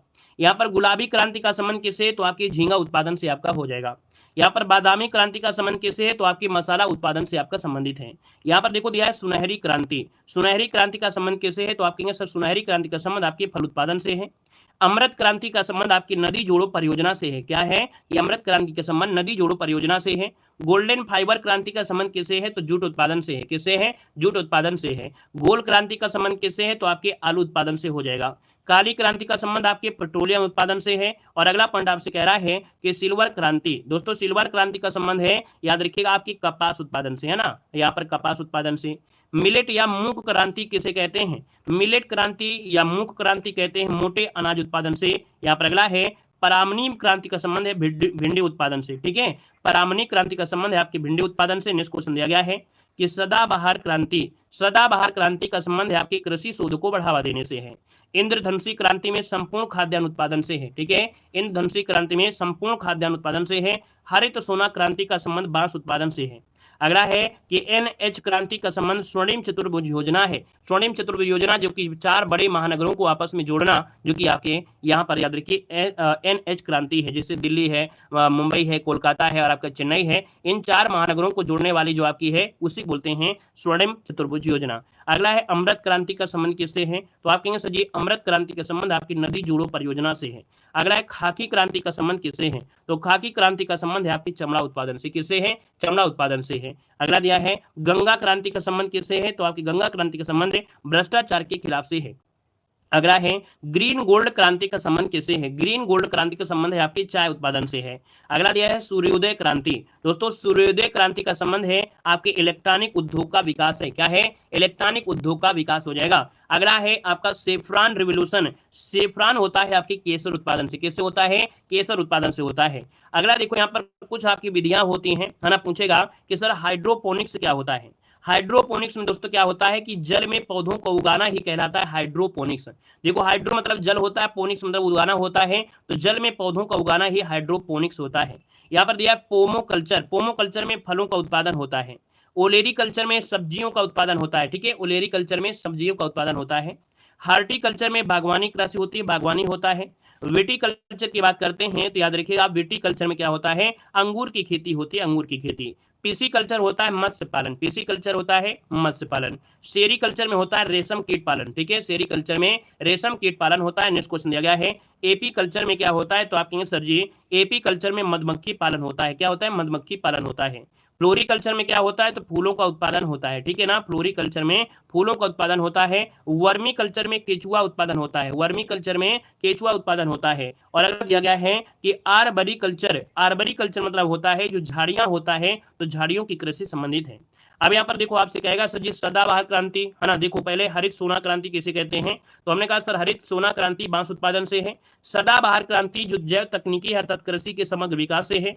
ग्रीन गोल्ड क्रांति का संबंध किससे है, तो अभी हम कहता ग्रीन गोल्ड आपकी चाय से है। सुनहरी क्रांति फल उत्पादन से। अमृत क्रांति नदी जोड़ों से है। गोल क्रांति आलू उत्पादन से है। NH क्रांति जो आपका है किससे है, तो स्वर्णिम चतुर्भुज योजना से है। बाकी पूछेगा गुलाबी क्रांति के जनक कौन है। चलिए गुलाबी क्रांति के जो जनक आपके हैं कौन है, तो आप कहेंगे सर जी दुर्गेश पटेल हो जाएंगे। नीली क्रांति के जनक कौन है, हीरा लाल चौधरी हो जाएंगे। रजत क्रांति के जनक आपके इंदिरा गांधी हैं। पीली क्रांति के जनक आपके हैं सैम पित्रोदा हैं, सैम पित्रोदा हो जाएंगे। और अगला दिया गया है लाल क्रांति के जनक कौन है, तो विशाल तिवारी। स्वर्ण क्रांति के जनक कौन है, आपके निरपख तुतेजा। यहाँ पर अगर पूछे कि आपके भैया देखा जाए तो आपका जो दूध उत्पादन होता है तो वर्गीज कुरियन हो जाते हैं, है ना। और यहाँ पर देखा जाए हरित क्रांति में तो आपके कौन होते हैं, स्वामीनाथन होते हैं। अब यहाँ पर देखिए अगला पॉइंट आपका आ गया है, कह रहा है नीति आयोग। देखिए नीति आयोग में क्या कह रहा है कि नीति आयोग का गठन किस योजना के स्थान पर किया गया था, तो आप कहेंगे सर जी नीति आयोग का जो गठन किया गया था ये किस योजना के स्थान पर, तो आप कहेंगे सर योजना आयोग के स्थान पर किया गया था। जिनको कुछ सीखना है, जिनको कुछ सीखना है वही रुकें, बाकी कोई जरूरत है नहीं है। हमने कहा इकोनॉमिक्स नाम के लिए लोग पढ़ लेते हैं लेकिन इसका मतलब समझते नहीं हैं। हमने कहा कि इकोनॉमिक्स बड़ी सरल होती है, जरूरी नहीं होती इकोनॉमिक्स में आपको निफ्टी सिफ्टी ही पढ़ाया जाए। इकोनॉमिक्स में बहुत ऐसे टॉपिक होते हैं बड़े आसान होते हैं। आप उतनी मेहनत जो किताब नहीं पढ़ पाओगे उतना हम आपको इस वीडियो में दे देंगे। शायद आप 10 घंटा भी पढ़ोगे ना कोई मैराथन में, तब भी आप नहीं पढ़ पाओगे। ठीक है, कुछ सीखने वाले, कुछ पाने वाले, कुछ सीखने वाले, कुछ जुनून वाले वही क्लास में रुके तो थोड़ा सीखने को पाएंगे। ठीक है, बाकी जिनको तो आना है जाना लगा रहता है ना। एक यूट्यूब है, यूट्यूब की दुनिया में सब कुछ फ्री जो मिल रहा है तो वो लोग उसकी वैल्यू नहीं समझेंगे। अगर यही पेड कोर्स में होता ना तो भैया आप बड़े चिपके रहते पूरी तरीके से क्लास में। देखो, कह रहा है कि नीति आयोग की स्थापना कब की गई थी, तो आप कहेंगे सर 1 जनवरी 2015 को इसकी स्थापना की गई थी। अगला दिया नीति आयोग में जो नीति का संक्षिप्त रूप होता है वो क्या होता है, तो हमने कहा national institution for transforming India, जो कि अभी आपको मिला है। जो भी जो चीज़ आपने पढ़ा है वो सब चीज़ें आपको मिलने वाली हैं। देखो, हमने कहा सर नीति आयोग की किस प्रकार की संस्था है, तो आप कहेंगे सर गैर संवैधानिक संस्था है। कैसी है? गैर संवैधानिक संस्था है। यहाँ पर नीति आयोग का पदेन अध्यक्ष कौन होता है, तो भारत का प्रधानमंत्री होता है। जो आपकी नीति आयोग का भारत का प्रधानमंत्री होता है, याद रखिएगा। अगला है कि नीति आयोग के प्रथम उपाध्यक्ष कौन थे, तो आप कहेंगे सर नीति आयोग के प्रथम उपाध्यक्ष कौन थे, आपके श्री अरविंद पनगाड़िया, श्री अरविंद पनगाड़िया हो जाएंगे। अगला नीति आयोग के गवर्निंग काउंसिल में कौन शामिल होते हैं, तो आप कहेंगे सर सभी राज्यों के मुख्यमंत्री, केंद्र शासित प्रदेशों के उपराज्यपाल और प्रशासक इसमें शामिल होते हैं। नीति आयोग मुख्य प्रकार की कैसी संस्था है, तो आप कहेंगे सर नीति आयोग मुख्यतः किस प्रकार की है, एक सलाहकार संस्था है, थिंक टैंक संस्था है ना। और अगला है भारत में सहकारी संघवाद को बढ़ावा देना किसका प्रमुख कार्य है, तो आपके नीति आयोग का प्रमुख कार्य है। दोस्तों यहाँ पर दिया गया भारत में आर्थिक गणना। देखिए, हमने कहा सर भारत में आर्थिक गणना में से आपकी 1970 में पहली आपकी गणना हुई थी। इस बात को बस याद रख लेना है, बाकी कोई दिक्कत नहीं है। आइए भैया यहाँ पर आते हैं पंचवर्षीय योजना में। पहली पंचवर्षीय योजना, देखो पंचवर्षीय में से बहुत कुछ सीखने को मिल जाता है। यहाँ पर कह रहा है प्रथम पंचवर्षीय योजना में कह रहा है भारत की प्रथम पंचवर्षीय योजना का कार्यकाल पूछा गया है। तो आप कहेंगे सर भारत की प्रथम पंचवर्षीय योजना कार्यकाल कब से कब है, तो आप कहेंगे सर 1951 से लेकर 1956 तक आपका ये कार्यकाल आपका रहा है। प्रथम पंचवर्षीय योजना में प्राप्त की विकास दर रखी गई थी आपकी 3.6 आपकी हुई थी। कितनी? तो प्राप्त विकास दर कितनी थी, तो आपकी 3.6 थी। यहाँ पर आपसे पूछेगा कि पहली पंचवर्षीय योजना किस मॉडल पर आधारित थी, तो आप कहेंगे प्रथम पंचवर्षीय योजना किस मॉडल पर है, हेरोल्ड डोमर मॉडल पर आपकी आधारित थी। दोस्तों याद रखिए, हमने बताया था कि रॉड जो होता है वो सिंगल होता है, अर्थात सिंगल होता है, अर्थात यहाँ पर रॉड हो जाएगा।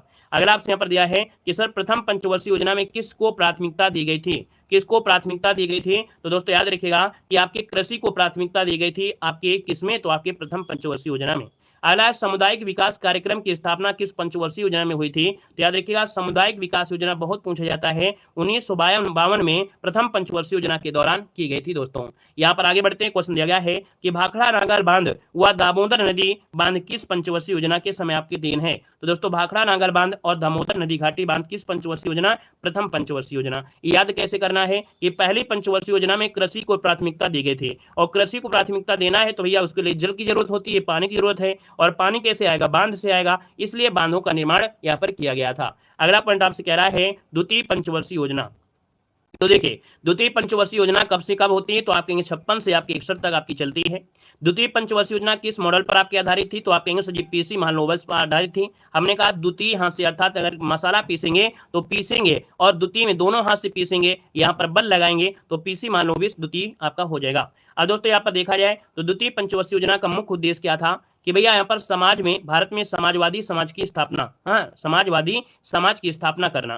द्वितीय पंचवर्षीय योजना में प्राथमिकता किसको दी गई थी, तो हमने कहा भैया कि द्वितीय पंचवर्षीय योजना में आधारभूत उद्योगों और भारी उद्योगों को बढ़ावा दिया गया था। यहाँ पर देखा जाए जो आपके उद्योग लगे थे वो आपकी इसी पंचवर्षीय योजना में लगे थे। कौन कौन से, यहाँ पर देखो लगा है द्वितीय पंचवर्षीय योजना में कौन से कार्य संपन्न हुए, दुर्गापुर, राउरकेला, भिलाई लौ इस्पात संयंत्र आपके थे। हमने कहा इनको रट्टा मारिएगा कैसे, हमने कहा था इसके लिए एक ट्रिक बताया है, हमेशा आपको बताते हैं। यहाँ पर होता है दुबे राज, क्या क्या होता है, दुबे राज होता है, और क्या होता है यहाँ पर आपका है राहुल दिया है, भिलाई दिया गया है, बोरू भीरू दुबे राज। क्या ट्रिक होती है, बोरू भीरू दुबे राज, ये ट्रिक आपकी है, इसको नोट करते चलिए आप लोग भी। बो से होता है बोकारो, बोकारो जो आपका है रूस के सहयोग से लगा था, किसके सहयोग से, रूस के सहयोग से। बोकारो लगा था रूस के सहयोग से, भिलाई लगा था आपके रूस के सहयोग से, दुर्गापुर लगा था ब्रिटेन के सहयोग से, राउरकेला लगा आपके जर्मनी के सहयोग से। इस ट्रिक को आपने कॉपी में नोट कर लीजिएगा, बहुत बार क्वेश्चन पूछा जाता है। अब ये क्वेश्चन पूछेगा इन चार में से दूसरी पंचवर्षीय योजना में कौन है नहीं लगा था, तो आपका बोकारो जो लगा था ये तीसरी पंचवर्षीय योजना में लगा था। ठीक है, बोकारो जो लगा था ये तीसरी पंचवर्षीय योजना में लगा था, इस बात को भी यहाँ पर याद रख लीजिएगा। ठीक है, बोरू भीरू दुबे राज हो जाएगा। अगला यहाँ पर देखते हैं आपका तीसरी पंचवर्षीय योजना। तीसरी पंचवर्षीय योजना दोस्तों भारत में तीसरी पंचवर्षीय योजना का कार्यकाल है आपके 61 से आपके 66, क्या हो जाएगा 61 से आपका 66 हो जाएगा। यहाँ पर देखो आपसे कह रहा है तीसरी पंचवर्षीय योजना में कितनी विकास दर रही थी, बहुत कम रही थी। तृतीय योजना में विकास दर आपकी 2.5 रही थी। मतलब तीसरी पंचवर्षीय योजना किन कारणों के द्वारा असफल रही थी? भैया ये बहुत असफल रही थी क्योंकि भारत चीन का युद्ध हुआ, भारत पाकिस्तान का युद्ध हुआ था, 1965-66 में सूखा भी पड़ गया। इस वजह से जो तीसरी पंचवर्षीय योजना है ये असफल हो गई थी, है ना। अगला पॉइंट दिया गया है कि तीसरी पंचवर्षीय योजना किस मॉडल पर थी? हमने कहा सर जी तीसरी मॉडल आपकी तीसरी पंचवर्षीय है, यहाँ पर देखो हमने कहा था सैंडी और सुखमय, अर्थात जिसे बोलते हैं दुख और सुख। सैंडी मतलब होता है दुख और सुख मतलब सुख हो गया। हमने आपको बनाया एक गोला, है ना। हमने कहा था सर जी कि अगर यहाँ पर व्यक्ति को खुश करना है तो यहाँ पर देखिए 3 बिंदी से ही सब काम हो जाएगा। इसको हमने खुश कर दिया, ये बड़ा खुश हो गया है ना, खुश हो गया ना। और यही को अगर बनाना है तो आप कहेंगे सर जिसको दुखी कर दीजिए, हमने इसको दुखी कर दिया। तो देखो 3 बिंदी से इसको सुख कर दिया, 3 बिंदी से दुख बना गया। तो आप कहेंगे सर तीसरा पंचवर्षीय योजना आपकी दुखम सुखम से आधारित है। क्लियर हो गया है? आगे बढ़िए, पॉइंट आपसे अगला पूछा गया है कि तीसरी पंचवर्षीय योजना में किस क्षेत्र पर सर्वाधिक बल दिया गया था? तो इसमें से आपका कृषि पर फिर से बल दिया गया था, क्योंकि इस समय देखा जाए तो समस्या आ गई, भारत से युद्ध हुआ, आपकी पाकिस्तान से युद्ध हुआ, आपकी चाइना से युद्ध हुआ, अकाल पड़ गया, तो ऐसी स्थिति में आपकी कृषि पर फिर से फोकस हुआ। यहाँ पर दिया है हरित क्रांति की शुरुआत भारत की किस पंचवर्षीय योजना में किया गया था? तो हरित क्रांति की शुरुआत भारत में दोस्तों तीसरी पंचवर्षीय योजना में यहाँ पर हुआ था। अगले पॉइंट में आते हैं, पॉइंट दिया गया है योजना अवकाश। ठीक है, योजना अवकाश की बात करते हैं तो भारत में प्रथम योजना अवकाश कब से कब तक चला था? तो आप कहेंगे सर जी 1966 से लेके 69 तक आपका 3 साल लगभग आपका प्रथम योजना अवकाश चला था। और यहाँ पर देखा जाए कि योजना अवकाश के दौरान किस क्षेत्र को प्राथमिकता दी गई थी? तो योजना अवकाश के दौरान भैया याद रखिएगा कृषि और उद्योग को प्राथमिकता दी गई थी। अगला पॉइंट दिया गया है कि योजना अवकाश के क्या क्या कारण थे? तो हमने बताया सूखा पड़ना, भारत चीन युद्ध, भारत पाकिस्तान, संसाधनों की कमी, इस कारण से योजना अवकाश यहाँ पर करना पड़ा था। अगला पॉइंट दिया गया चतुर्थ पंचवर्षीय योजना। देखो चौथी पंचवर्षीय योजना कह रहा है, चौथी पंचवर्षीय योजना का कार्यकाल था 69 से लेके आपकी 74 तक आपका दिया गया है ना। 69 से लेके 74 तक, क्योंकि बीच में क्या हुआ, गैपिंग हो गई थी, गैपिंग की वजह से ही आपका 69 से स्टार्ट हुआ, है ना। तो यहाँ पर कहेंगे सर जी यहाँ पर आंसर क्या हो गया, ए नंबर इसका राइट हो गया है। और यहाँ पर देखा जाए तो कुछ पॉइंट जो जरूरी है वही आपको पढ़ाएंगे। देखो भारतीय अर्थव्यवस्था में स्थिरता के साथ इस आर्थिक विकास और आत्मनिर्भरता, ये जो आपकी योजना था वो आपकी चतुर्थ में था। मतलब यही पॉइंट आपसे पूछेगा, स्थिरता के साथ आर्थिक विकास ये किस पंचवर्षीय योजना की योजना थी? तो आपकी चौथी की थी। ठीक है ना, जो जरूरी पॉइंट आपका है वही आपको पढ़ाएंगे, सब कुछ नहीं पढ़ाएंगे। देखो हमने कहा चतुर्थ पंचवर्षीय योजना किस मॉडल पर आपकी आधारित थी? तो हमने कहा सर जी चौथी पंचवर्षीय योजना जो आपकी आधारित थी किस मॉडल पर आपकी आधारित थी?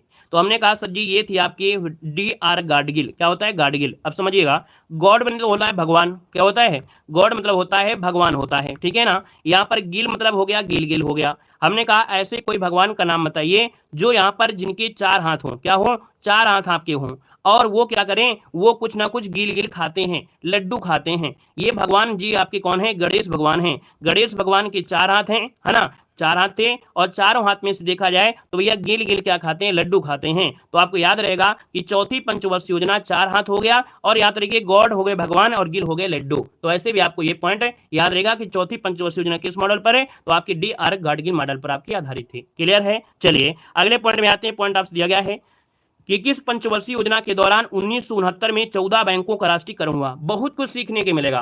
पंचवर्षीय योजना पढ़ लेने से आपको बहुत कुछ सीखने को मिलता है, थोड़ा बहुत नहीं, बहुत कुछ सीखने को मिलता है पंचवर्षीय योजना अगर आपने कवर कर लिया अच्छे से, ठीक है ना। तो यहाँ पर देखो कि भैया किस पंचवर्षीय योजना के दौरान 1969 में 14 बैंकों का राष्ट्रीयकरण हुआ? तो आप कहेंगे चतुर्थ पंचवर्षीय योजना के दौरान हुआ था। अगला दिया गया है कि किस पंचवर्षीय योजना के दौरान परिवार नियोजन कार्यक्रम की शुरुआत हुई थी?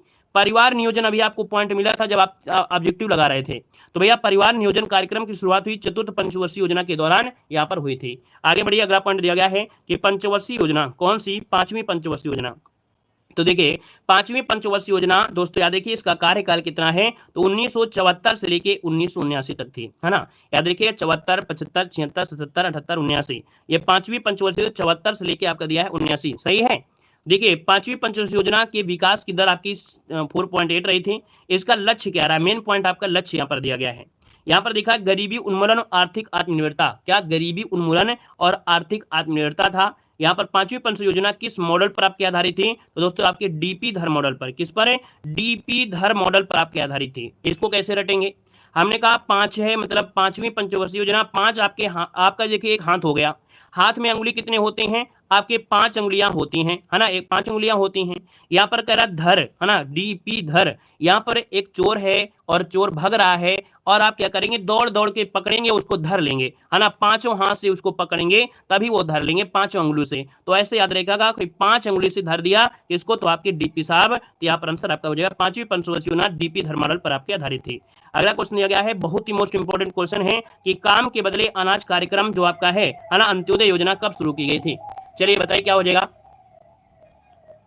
यहाँ पर दिया गया है कि काम के बदले अनाज कार्यक्रम जो कि अंत्योदय योजना है कब शुरू की गई थी? तो 1977 से 78 में आपकी की गई थी। अगला दिया गया है कि राष्ट्रीय न्यूनतम आवश्यकता कार्यक्रम कब शुरू किया गया था? राष्ट्रीय न्यूनतम आवश्यकता कार्यक्रम कब शुरू किया गया था? 1974 में शुरू किया गया था। अब यहाँ पर देखो एक योजना आती है जो कि रोलिंग प्लान कहेंगे या द्वितीय योजना अवकाश बोलेंगे, अवनरत योजना कहते हैं। ये द्वितीय योजना अवकाश का कार्यकाल है 78 से 80 तक है ना। 5वीं पंचवर्षीय योजना थोड़ा समय से पहले समाप्त हो गई थी, तो आपके 78 से लेके 70 कब तक चली थी? 80 तक आपका समय चला। अवनरत योजना की संकल्पना किसके द्वारा? तो आपके गुन्नार मिड्डल मॉडल पर आपकी आधारित है आपकी अवनरत योजना। आते हैं यहाँ पर छठे पंचवर्षीय योजना में। तो छठी पंचवर्षीय योजना क्या है? तो आगे छठी पंचवर्षीय योजना का कार्यकाल है 80 से लेकर 85 है। छठी पंचवर्षीय योजना का उद्देश्य था गरीबी उन्मूलन और रोजगार में क्या वृद्धि करना। यहाँ पर देखिए छठी पंचवर्षीय योजना किस मॉडल पर आधारित थी? तो आपके आगत और निर्गत मॉडल पर आपकी आधारित थी। छठी पंचवर्षीय योजना में कौन से क्षेत्र आपके हुए? कृषि, उद्योग और ऊर्जा संसाधन पर हुआ। अब यहाँ पर देखो अगला जो आईएमपी पॉइंट है ये है कि एकीकृत ग्रामीण विकास कार्यक्रम किस पंचवर्षीय योजना के दौरान शुरू किए गए थे? तो एकीकृत ग्रामीण विकास कार्यक्रम छठी पंचवर्षीय योजना के दौरान विकसित किए गए थे। अगला है 7वीं पंचवर्षीय योजना। 7वीं पंचवर्षीय योजना दोस्तों याद रखिएगा 21 मॉडल पर आपके आधारित थी। पहले डेट आपको याद रखना है 85 से 90, 5 साल चली थी। 7वीं पंचवर्षीय योजना किस मॉडल पर? तो जॉन डब्ल्यू मिलर आधारित थी, जॉन डब्ल्यू मिलर आधारित आपकी थी। देखो एक नया पॉइंट आपको इसमें पढ़ना है बस। 7वीं पंचवर्षीय योजना के दौरान सरकार द्वारा एक नारा दिया गया था, भोजन काम और उत्पादन का नारा। भोजन काम उत्पादन का नारा दिया गया था 7वीं पंचवर्षीय योजना में, ठीक है ना। यहाँ पर देखिए अगला पॉइंट आता है वार्षिक योजनाएं। दोस्तों याद रखिए भारत में आर्थिक सुधार नीति, अभी अभी एक पॉइंट पढ़ाया था कि उदारीकरण, निजीकरण, वैश्वीकरण, इसकी घोषणा जो की गई थी 1991 में की गई थी, है ना। लघु उद्योग विकास के लिए भारत सरकार ने कब सिडबी की स्थापना किया? तो दोस्तों याद रखिएगा सिडबी की स्थापना 1990 में किया था। दोस्तों याद रखिए वार्षिक योजनाओं के समय ही 1990 में किया था। अब दोस्तों 8वीं पंचवर्षीय योजना की अगर बात करते हैं तो ये आपकी चली थी कब? तो आपके 92 से लेके आपकी कब तक? तो आपके 97 तक। अब यहाँ पर 8वीं पंचवर्षीय योजना में पढ़ना क्या है? ये पढ़ना है कि 8वीं पंचवर्षीय योजना का मुख्य उद्देश्य क्या रहा है? सर्वांगीण मानव विकास करना है, ठीक है ना। यहाँ पर एक योजना आपकी चलाई गई थी कि प्रधानमंत्री रोजगार योजना।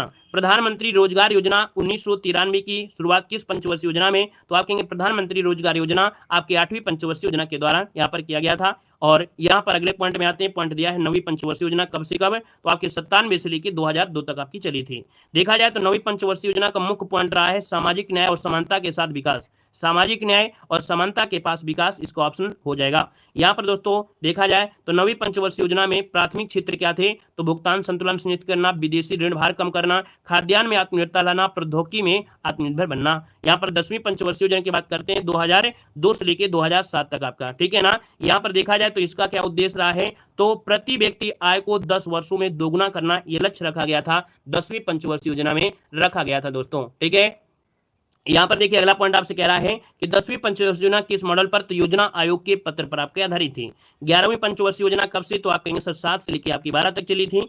और इसका जो पूछा जाता है 11वीं में, वो पूछा जाता है तीव्र और समावेशी विकास। क्वेश्चन पूछेगा कि तीव्र और समावेशी विकास ये कौन सी पंचवर्षीय योजना का लक्ष्य था?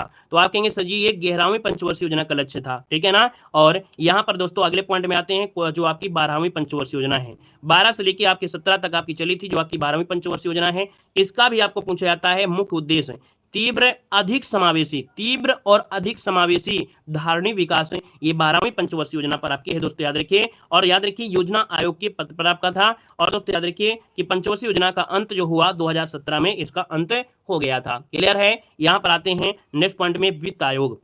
देखिए भैया वित्त आयोग का गठन याद रखिएगा, वित्त आयोग का गठन संविधान के किस अनुच्छेद के द्वारा किया गया है? तो रट्टा मान लीजिएगा कि अनुच्छेद 280 के तहत 5 वर्ष के लिए राष्ट्रपति द्वारा, है ना, क्या किया जाता है? वित्त आयोग का गठन किया जाता है, याद रखिएगा। यहाँ पर आगे बढ़ते गया है कि भारत के प्रथम वित्त आयोग के अध्यक्ष कौन थे? चलिए बताएगा कि भारत में प्रथम वित्त आयोग के जो अध्यक्ष थे वो आपके कौन थे? केसी नियोगी। कौन थे? केसी नियोगी हो जाएंगे। यहाँ पर देखिए पूछे स्थापना कब की गई थी? तो आप कहेंगे सर 1951 में स्थापना की गई थी, ठीक है ना। और यहाँ पर 14-15 आपको नहीं पढ़ना है, बस ये पढ़ना है कि 15वें वित्त आयोग के अध्यक्ष कौन थे? तो आप कहेंगे सर जी NK सिंह थे। एनके सिंह आपके थे, लेकिन ये याद रखिए 16वें वित्त आयोग के अध्यक्ष भी हमने आपको पढ़ा दिया है। 16वें वित्त आयोग के अध्यक्ष कौन है? अरविंद पनगाड़िया हो गए हैं। कौन है? एक करंट अफेयर का रिलेटेड क्वेश्चन है, याद रखिए 16वें वित्त आयोग के अध्यक्ष कौन है? तो आप कहेंगे सर अरविंद पनगाड़िया आपके हो चुके हैं, अरविंद पनगाड़िया। इस बात को भी आपको याद रख लेना है, मोस्ट इंपोर्टेंट क्वेश्चन आपका बन सकता है। यहाँ पर दोस्तों आगे बढ़ते क्वेश्चन आपसे दिया गया है, यहाँ पर देखो पहला बोल दिया है कि भारत के वित्त आयोगों में से पहले जो आपके थे 1951 में केसी योगी आपके पहले आपके थे वित्त आयोग के अध्यक्ष थे। अब अर्थव्यवस्था की अगर बात करते हैं तो दोस्तों देखिए कि भारत की अर्थव्यवस्था का स्वरूप क्या है। देखिए राज्य सरकार की जो भूमिका के आधार पर देखा जाए तो जो आप लोग पढ़ते हैं, क्या पढ़ते हैं? समाजवादी अर्थव्यवस्था क्या है, पूंजीवादी अर्थव्यवस्था क्या है, मिश्रित अर्थव्यवस्था क्या है। हम लोग विकास की विभिन्न अवस्थाओं पर ध्यान देते हैं तो विकसित अर्थव्यवस्था, विकासशील अर्थव्यवस्था, अल्प विकसित व्यवस्था होती है। शेष विश्व में देखा जाए तो आपकी बंद अर्थव्यवस्था और खुली अर्थव्यवस्था आप पढ़ते हैं, है ना। ये आपको कम समझ में आता है, लेकिन देखिएगा थोड़ा अगर आपने समय दे दिया ये सब चीजें आपको आसान कर देंगे इसी क्लास में। देखो हमने कहा समाजवादी अर्थव्यवस्था क्या है, तो याद रखिएगा कि किस प्रकार की अर्थव्यवस्था में वस्तु और सेवा से संबंधित सभी प्रकार के निर्णय केवल सरकार द्वारा संपन्न किए जाते हैं। तो याद रखिएगा कि कोई भी आपका चाहे वस्तु हो चाहे सेवा से संबंधित सभी प्रकार की जो निर्णय होगी वो केवल सरकार करेगी। ये जो सरकार करेगी होती है समाजवादी, क्या होती है? समाजवादी अर्थव्यवस्था होता है, ठीक है ना दोस्तों। याद रखिए जो आपकी समाजवादी अर्थव्यवस्था है ये जो सिद्धांत दिया है वो जर्मन दार्शनिक थी कार्ल मार्क्स के द्वारा दिया गया था। दोस्तों वर्तमान में समाजवादी अर्थव्यवस्था कहां पर है? आपसे पूछेगा कि समाजवादी अर्थव्यवस्था कहां है? भाई अपने भारत में मिश्रित अर्थव्यवस्था चलती है, लेकिन ये पूछा है समाजवादी अर्थव्यवस्था कौन है? तो रूस और चीन में। कहां पर? रूस और चीन में चलती है समाजवादी अर्थव्यवस्था। इसमें सरकार ही निर्णय लेती है, सरकार ही निर्णय लेती है दोस्तों, याद रखिएगा, ठीक है। यहां पर आगे बढ़िए, क्वेश्चन आपसे दिया गया है, कह रहा है पूंजीवादी अर्थव्यवस्था। देखिए पूंजीवादी अर्थव्यवस्था क्या है? कह रहा है किस प्रकार की अर्थव्यवस्था में वस्तु एवं सेवा से संबंधित सभी निर्णय बाजार द्वारा किए जाते हैं। तो जब कभी भी किसी वस्तु या सेवा का यहां पर निर्णय बाजार के द्वारा किया जाए तो ये होता है पूंजीवादी अर्थव्यवस्था। क्या होता है? पूंजीवादी अर्थव्यवस्था होता है। क्लियर है। यहां पर अगला क्वेश्चन आपसे कह रहा है कि उत्पादन के साधनों में निजी स्वामित्व कौन सी अर्थव्यवस्था होती है? उत्पादन के साधनों पर निजी स्वामित्व कौन सी अर्थव्यवस्था? तो आप कहेंगे सर पूंजीवादी अर्थव्यवस्था होती है। पूंजीवादी अर्थव्यवस्था का उद्गम कहां से लिया गया है? तो आप कहेंगे सर एडम स्मिथ की पुस्तक है द वेल्थ ऑफ नेशंस के द्वारा लिया गया है। अब आप कहेंगे सर ये पूंजीवादी अर्थव्यवस्था कहां पर है? तो आप कहेंगे सर पूंजीवादी अर्थव्यवस्था आपकी कहां पर है? संयुक्त राज्य अमेरिका है। अब अपनी नोट्स में क्या बनाएंगे? सिंपल से आपको बताना है कि पूंजीवादी अर्थव्यवस्था कहां से है? तो एडम स्मिथ की है। पूंजी अर्थव्यवस्था कहां आपकी लागू है? तो आपके संयुक्त राज्य अमेरिका है। इसके पहले हमने बताया था समाजवादी अर्थव्यवस्था, है ना। तो आप कहेंगे सर ये समाजवादी व्यवस्था जैसे आपकी चीन में आपकी थी। बस इतने पॉइंट आपको कॉपी नोट कर लेना है। अब आते हैं नेक्स्ट पॉइंट में, मिश्रित अर्थव्यवस्था। ये मिश्रित अर्थव्यवस्था क्या होती है समझिएगा कि ऐसी अर्थव्यवस्था जिसमें महत्वपूर्ण क्षेत्रों की आर्थिक जिम्मेदारी सरकार की होती है तथा अन्य आर्थिक गतिविधियों की निजी क्षेत्र में निहित होती है, ऐसी अर्थव्यवस्था को कहते हैं मिश्रित अर्थव्यवस्था कहते हैं। और मिश्रित अर्थव्यवस्था का उदाहरण कौन है? तो आपके भारत में क्वेश्चन पूछेगा भारत में कैसी अर्थव्यवस्था चल रही है। तो भारत में जो आपकी अर्थव्यवस्था है वो कैसी है? तो आप कहेंगे सर ये आपकी है मिश्रित अर्थव्यवस्था, याद रखिएगा। क्लियर है। चलिए आवाज साफ नहीं आ रही क्या? क्यों भैया आवाज आ रही है? बस इतने पॉइंट आपको कॉपी नोट कर लेना है। अब आते हैं नेक्स्ट पॉइंट में, मिश्रित। चलिए अब नहीं आएगा। देखिए अगला पॉइंट आपसे कह रहा है विकसित अर्थव्यवस्था क्या होता है। देखिए विकसित अर्थव्यवस्था हमने कहा जिन देशों की अर्थव्यवस्था में क्या, जिन देशों की अर्थव्यवस्था के आर्थिक विकास का स्तर उच्च होता है। याद रखिए इस पॉइंट को कि विकसित कहा जाता है कि जिन देशों की अर्थव्यवस्था आर्थिक विकास का जो दर होता है उच्च होता है, वो आपकी किस अर्थव्यवस्था में? तो इनको कहते हैं विकसित अर्थव्यवस्था कहते हैं, ठीक है ना। इन्हें कहते हैं विकसित अर्थव्यवस्था कहते हैं जिनका आर्थिक विकास क्या होता है? उच्च स्तर का होता है। वहीं पर दूसरा पॉइंट आपसे दिया गया है, कह रहा है किस व्यवस्था में, किस अर्थव्यवस्था में राष्ट्रीय आय और प्रति व्यक्ति आय का एक निर्धारित स्तर से अधिक पाई जाती है। तो भैया राष्ट्रीय आय है और प्रति व्यक्ति आय है, अगर निर्धारित स्तर से अगर अधिक हो जाती है तो इसको बोलते हैं विकसित अर्थव्यवस्था भी कहते हैं। दोस्तों ये दोनों पॉइंट को नोट कर लेना है। अभी देखिए विकासशील अर्थव्यवस्था क्या होती है। तो किस अर्थव्यवस्था के अंतर्गत वे अर्थव्यवस्थाएं शामिल होती हैं जहां आर्थिक समृद्धि के उच्च स्तर को प्राप्त करने का प्रयास किया जाता है। तो प्रयास किया जाता है, जैसे अपना भारत है प्रयास कर रहा है कि मैं भी उच्च समृद्धि को प्राप्त कर लूं, अर्थात ये हो गया विकासशील हो गई, है ना। जो प्रयास कर रहे हैं, लेकिन जो लोग ऑलरेडी है, चाइना है, अमेरिका है, ऑलरेडी आपके समृद्धि हैं, लेकिन भारत क्या है पीछे लगा हुआ है, तो ये प्रयास कर रहा है, तो आप कहेंगे सर ये विकासशील अर्थव्यवस्था है, ठीक है ना। यहां पर दोस्तों देखते हैं अगला है अल्पकालिक अर्थव्यवस्था क्या होती है। जिन अर्थव्यवस्थाओं में आर्थिक विकास या लोगों का रहन सहन काफी नीचा होता है ना, नीचा होता है, तो ऐसी अर्थव्यवस्था को कहते हैं अल्पकालिक अर्थव्यवस्था। क्या कहते हैं? अल्पकालिक अर्थव्यवस्था कहते हैं। अगला आपसे कह रहा है बंद अर्थव्यवस्था। एग्जाम में क्वेश्चन पूछेगा और एक भी क्वेश्चन बाहर नहीं जाएगा। हमने इसीलिए ये चीजें लिया है कि भैया जिनको बड़ा शौक है ऑब्जेक्टिव लगाने का, हमने इसीलिए, अभी भी आवाज हो रही है, भैया जिनको बड़ा शौक है ऑब्जेक्टिव, चलिए, है ना, कहा भैया कि जिनको पढ़ना है ऑब्जेक्टिव तो पढ़ लीजिएगा, लेकिन जो बच्चे कमजोर हैं, जिनको नहीं आती है, उनके लिए हमने यहाँ पर ऐसी क्लासें रख दिया है कि आप पेड कोर्स में जाओगे तो भी आपको इस प्रकार से देखने को नहीं मिलेगा, जो आपको फ्री पढ़ा दें और यहीं से आपको क्वेश्चन भी मिल जाएंगे एग्जाम में। देखो भैया बंद अर्थव्यवस्था क्या होती है, बहुत बार क्वेश्चन पूछेगा कि भैया ऐसी कौन सी अर्थव्यवस्था है जिसका अन्य अर्थव्यवस्थाओं के साथ कोई आर्थिक संबंध नहीं है। मतलब ना ही तो निर्यात होता है, ना ही आयात होता है, ना आप वहां को देते हैं, ना वहां से कुछ लेते हैं, तो ऐसी अर्थव्यवस्था को बोलते हैं क्या? यहाँ पर अंतरराष्ट्रीय व्यापार नगण्य होता है, मतलब बाहरी देशों को ना आप कुछ दे रहे हैं ना ही ले रहे हैं, तो ऐसी अर्थव्यवस्था को बंद अर्थव्यवस्था कहते हैं। जैसे कि कोरोना काल हुआ था, कोरोना काल में क्या हुआ कि आपके यहाँ का जो सामान था आपके यहाँ पर था, दूसरे का यहाँ का नहीं आ रहा था, तो ऐसे में अर्थव्यवस्था क्या हो गई थी? बंद अर्थव्यवस्था हो गई थी, है ना। जब हमको अंतरराष्ट्रीय तरीके से ना आयात हो ना निर्यात हो तो उसको बंद अर्थव्यवस्था कहते हैं। नोट कर लीजिएगा, यहाँ पर दिया गया है कि बंद अर्थव्यवस्था से क्या आशय है, मतलब शून्य आयात निर्यात, मतलब कोई प्रकार का प्रॉफिट नहीं हो रहा है अंतरराष्ट्रीय स्तर पर कि भैया वहां से कुछ आया है या गया है। अगला क्वेश्चन दिया है खुली अर्थव्यवस्था क्या होती है। देखिए खुली अर्थव्यवस्था क्या है? वह अर्थव्यवस्था जो विश्व के अन्य देशों के साथ वस्तुओं और सेवाओं के व्यापार और निवेश के लिए स्वतंत्र होती है। मतलब आप क्या कर रहे हैं कि अपने व्यापार को आप अन्य देशों के साथ व्यापार के लिए निवेश कर रहे हैं, आप स्वतंत्र हैं, आप बेच सकते हैं, वहां से खरीद सकते हैं, तो ऐसी अर्थव्यवस्था को बोलते हैं क्या? खुली अर्थव्यवस्था कहते हैं। और खुली अर्थव्यवस्था वर्तमान में विश्व की लगभग सभी हो गई है, मतलब हर देश में, हर देश की अर्थव्यवस्था खुली अर्थव्यवस्था। इस बात को याद रख लेना है, क्योंकि हर देश किसी न किसी देश पर निर्भर है, वहां से कुछ लेता है तो वहां से कुछ देता है ना। तो ये होता है क्या? आपकी खुली अर्थव्यवस्था। उम्मीद है ये पॉइंट आपको समझ में आ रहे होंगे। अभी तक आपने पढ़ा था, है ना, कंफ्यूजन था, लेकिन आज के बाद कंफ्यूजन नहीं होगा। इस वीडियो को देखने के बाद आप कहोगे सर इकोनॉमिक्स की सबसे सरल होती है, इकोनॉमिक्स को बस सबसे सरल आपको सब्जेक्ट बना देना है।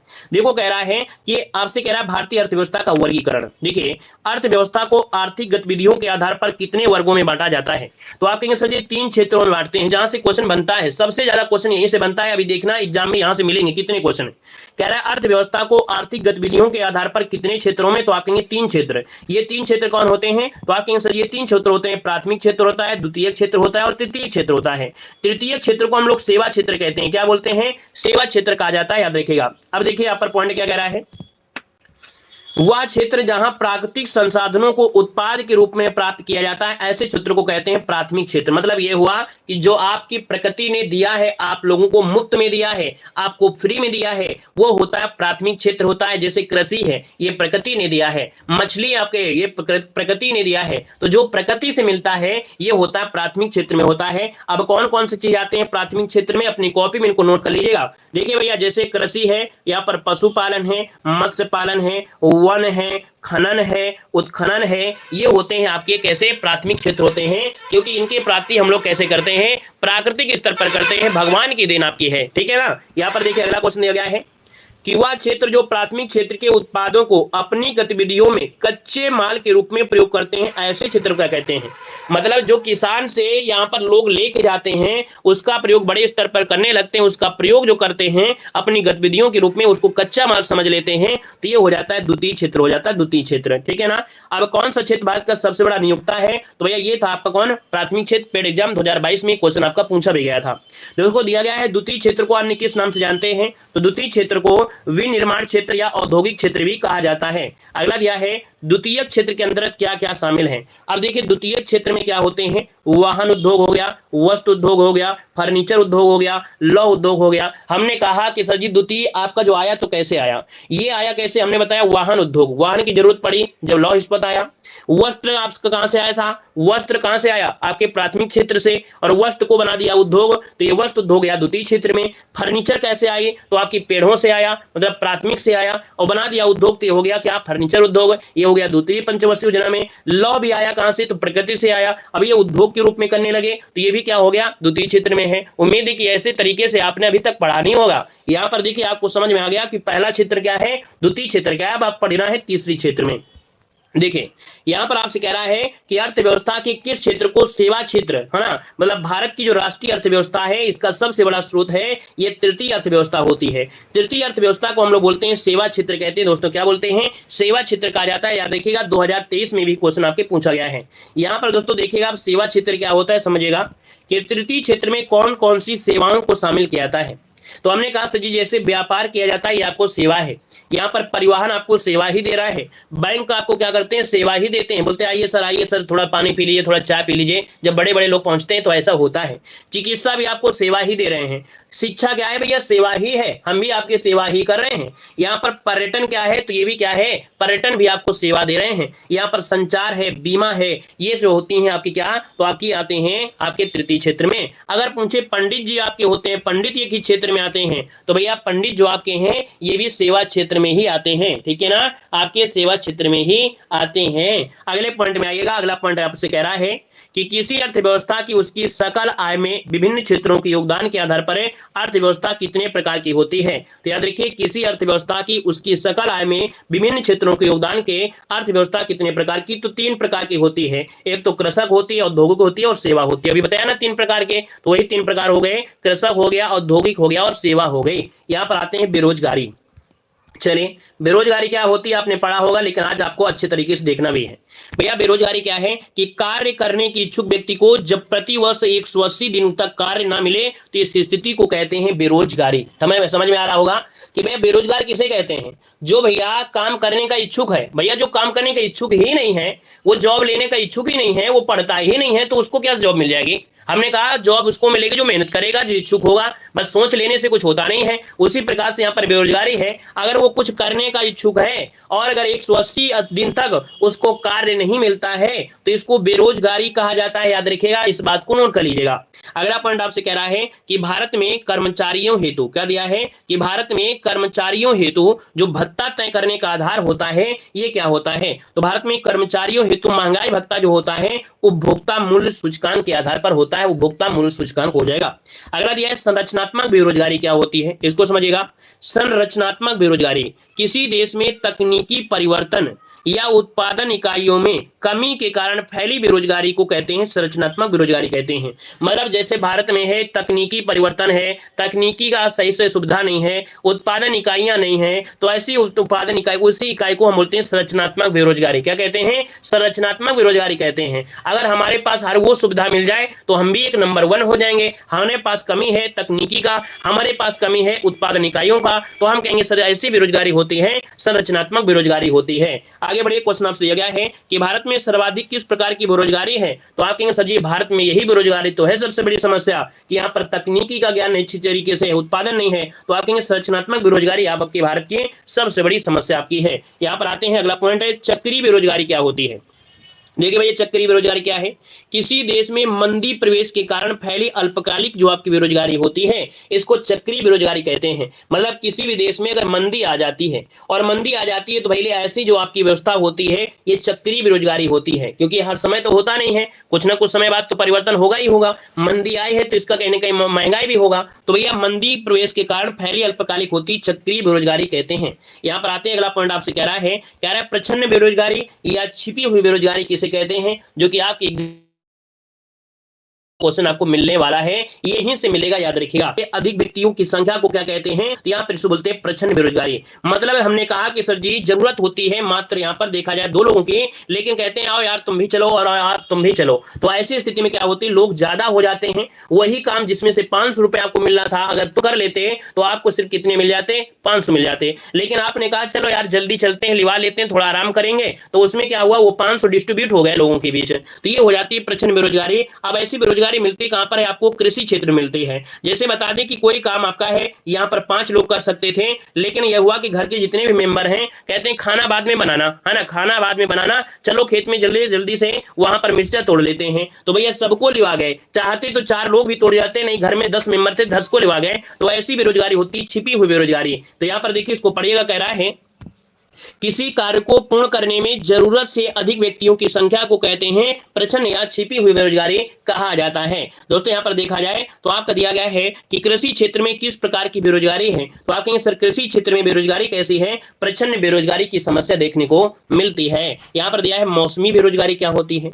हमने कहा सर मौसमी बेरोजगारी की अगर बात कर लेते हैं तो जब मौसमी घटनाओं के कारण रोजगार के अवसर समाप्त हो जाते हैं तो इसे कहते हैं मौसमी बेरोजगारी कहते हैं। अब देखिए मौसमी बेरोजगारी मतलब होता है जैसे आपका कृषि क्षेत्र है, अब इसमें गेहूं आपने बो दिया, अब गेहूं बो दिया तो आप गेहूं के खेत में बैठे थोड़ो रहते हैं कि बैठे बैठे देख रहे हैं गेहूं कब उगेगा, गेहूं कब उगेगा, कब काटेंगे, कब, ये तो नहीं करते ना। गेहूं बो दिया अब तो भैया मालूम है इसमें पानी लगाना पड़ेगा, बाकी फ्री है। बहुत लोग इसका फायदा उठा लेते हैं, है ना, गेहूं बो लेते हैं बाहर कमाने चले जाते हैं, उसका फायदा उठा लेते हैं। तो भैया जो मौसमी बेरोजगारी होती है आपकी कृषि क्षेत्र में सबसे ज्यादा मौसमी बेरोजगारी देखने को मिलते हैं कृषि क्षेत्र में, है ना, क्योंकि भैया मौसमी घटनाओं के कारण भैया अब तो आपको कार्य मिलेगा नहीं, जब नहीं मिलेगा तो भैया ये होता है कृषि क्षेत्र। समझ में आ रहा है कि नहीं आ रहा है कि भैया ऐसा ही केवल हम अल्लाह मार रहे हैं और आपको बस सुनते जा रहे हैं, पंडित जी की तरह कथा हम सुना रहे हैं और आप सुनते जा रहे हैं, कुछ आपको समझ में आ रहा है कि नहीं आ रहा है। थोड़ा सा अपना बहुमूल्य समय दीजिए, हम आपके बहुमूल्य समय को इतना बहुमूल्य बना देंगे जीवन में भी आपको याद रहेंगी चीजें। यहां पर देखिए अगला पॉइंट दिया है खुली बेरोजगारी क्या है। खुली बेरोजगारी कह रहा है योग्यता के होते हुए भी किसी व्यक्ति को रोजगार न मिलना, ये क्या कहलाता है।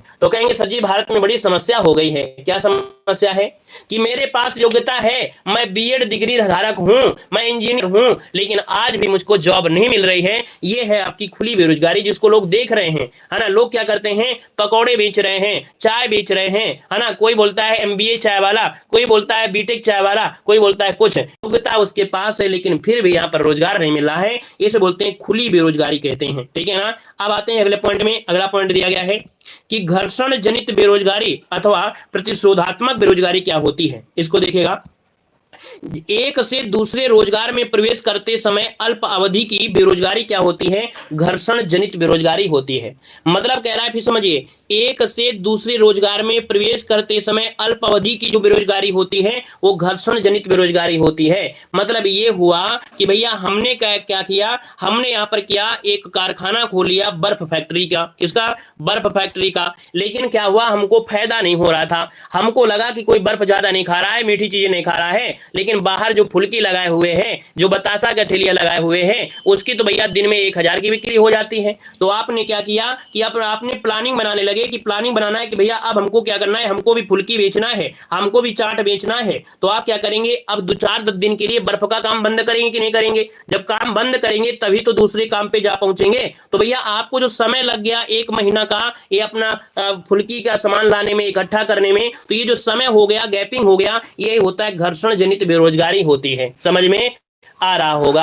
आगे बढ़िए, क्वेश्चन आपसे दिया गया है, कह रहा है भारत में बेरोजगारी संबंधित आंकड़े कौन जारी करता है। ये जो बेरोजगार फैल रहे हैं ये बेरोजगार हैं क्या, ये कौन जारी कर देता है। तो आप कहेंगे से राष्ट्रीय नमूना सर्वेक्षण कार्यालय। राष्ट्रीय नमूना सर्वेक्षण कार्यालय भारत में बेरोजगारी से संबंधित आंकड़े को जारी करता है। कहते हैं ना कि भारत में सबसे ज्यादा बेरोजगार कौन है ना, कौन सा क्षेत्र अच्छा चल रहा है, कौन सा नहीं चल रहा है, यह होता है राष्ट्रीय नमूना सर्वेक्षण कार्यालय। अगला दिया गया है कि भारत में बेरोजगारी मापन के लिए कौन सी विधियां हैं। तो सबसे कहेंगे समान स्तर है, चालू साप्ताहिक स्तर है, चालू दैनिक स्तर है, इससे हम लोग बेरोजगारी माप सकते हैं। अब आते हैं भारतीय मुद्रा और बैंकिंग से। एक क्वेश्चन आपको यहां से मिलना है, छपा हुआ मिलेगा। देखो भैया आपसे आ गया है टॉपिक भारतीय मुद्रा और बैंकिंग। देखिए, ऐसी वस्तु जिसके चारों ओर उस देश की अर्थव्यवस्था चक्कर लगाती है। क्या, ऐसी वस्तु जिसके चारों ओर उस देश की अर्थव्यवस्था चक्कर लगाती है उसे कहते हैं मुद्रा।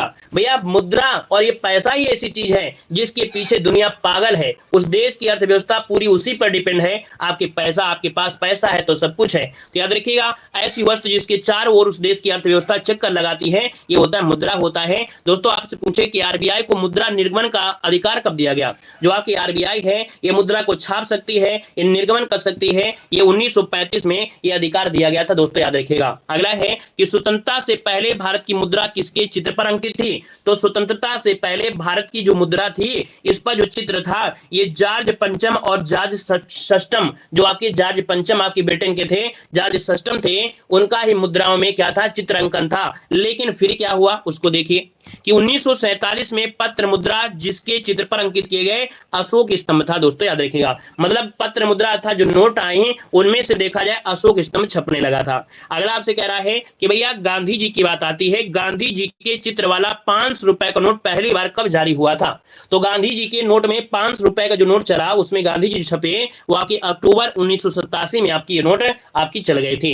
अगला दिया गया है, कह रहा है 1 रुपए का नोट किसके द्वारा जारी किया जाता है? बस यही क्वेश्चन बनेगा, बस यही क्वेश्चन बनेगा इस टॉपिक से कि भैया 1 रुपए का जो नोट होता है किसके द्वारा जारी होता है? आप कहेंगे सर वित्त मंत्रालय के द्वारा होता है। किसके द्वारा? वित्त मंत्रालय के द्वारा। अब दूसरा क्वेश्चन देख सकते पेड एग्जाम में क्वेश्चन पूछा भी गया था, जेईई में पूछा गया है, 1 रुपए नोट पर हस्ताक्षर किसके होते हैं? 1 रुपए के नोट पर हस्ताक्षर होते हैं वित्त सचिव के। किसके होते हैं? वित्त सचिव के होते हैं। अगला दिया गया है, 1 रुपए के अलावा अन्य सभी नोटों का निर्माण और निर्गमन किसके द्वारा होता है? तो आप कहेंगे सर 1 रुपए से अगर अधिक की नोट है तो भैया वो होती है आरबीआई अर्थात रिजर्व बैंक ऑफ इंडिया के अंडर में होता है, वही उसमें सिग्नेचर करता है, वही उसका निर्गमन करता है। याद रखिएगा, देखो दिया गया है 1 रुपए के अलावा अन्य सभी नोटों पर हस्ताक्षर होते हैं आरबीआई के जो आपके गवर्नर होते हैं, ठीक है ना।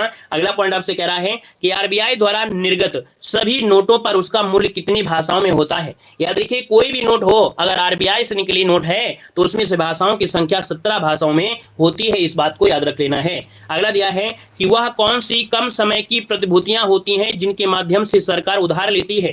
तो भैया देखिए कि उधार जो लेती है इसे बोलते हैं ट्रेजरी बिल। क्या कहते हैं? Treasury bill. आपने कभी ना कभी सुना होगा।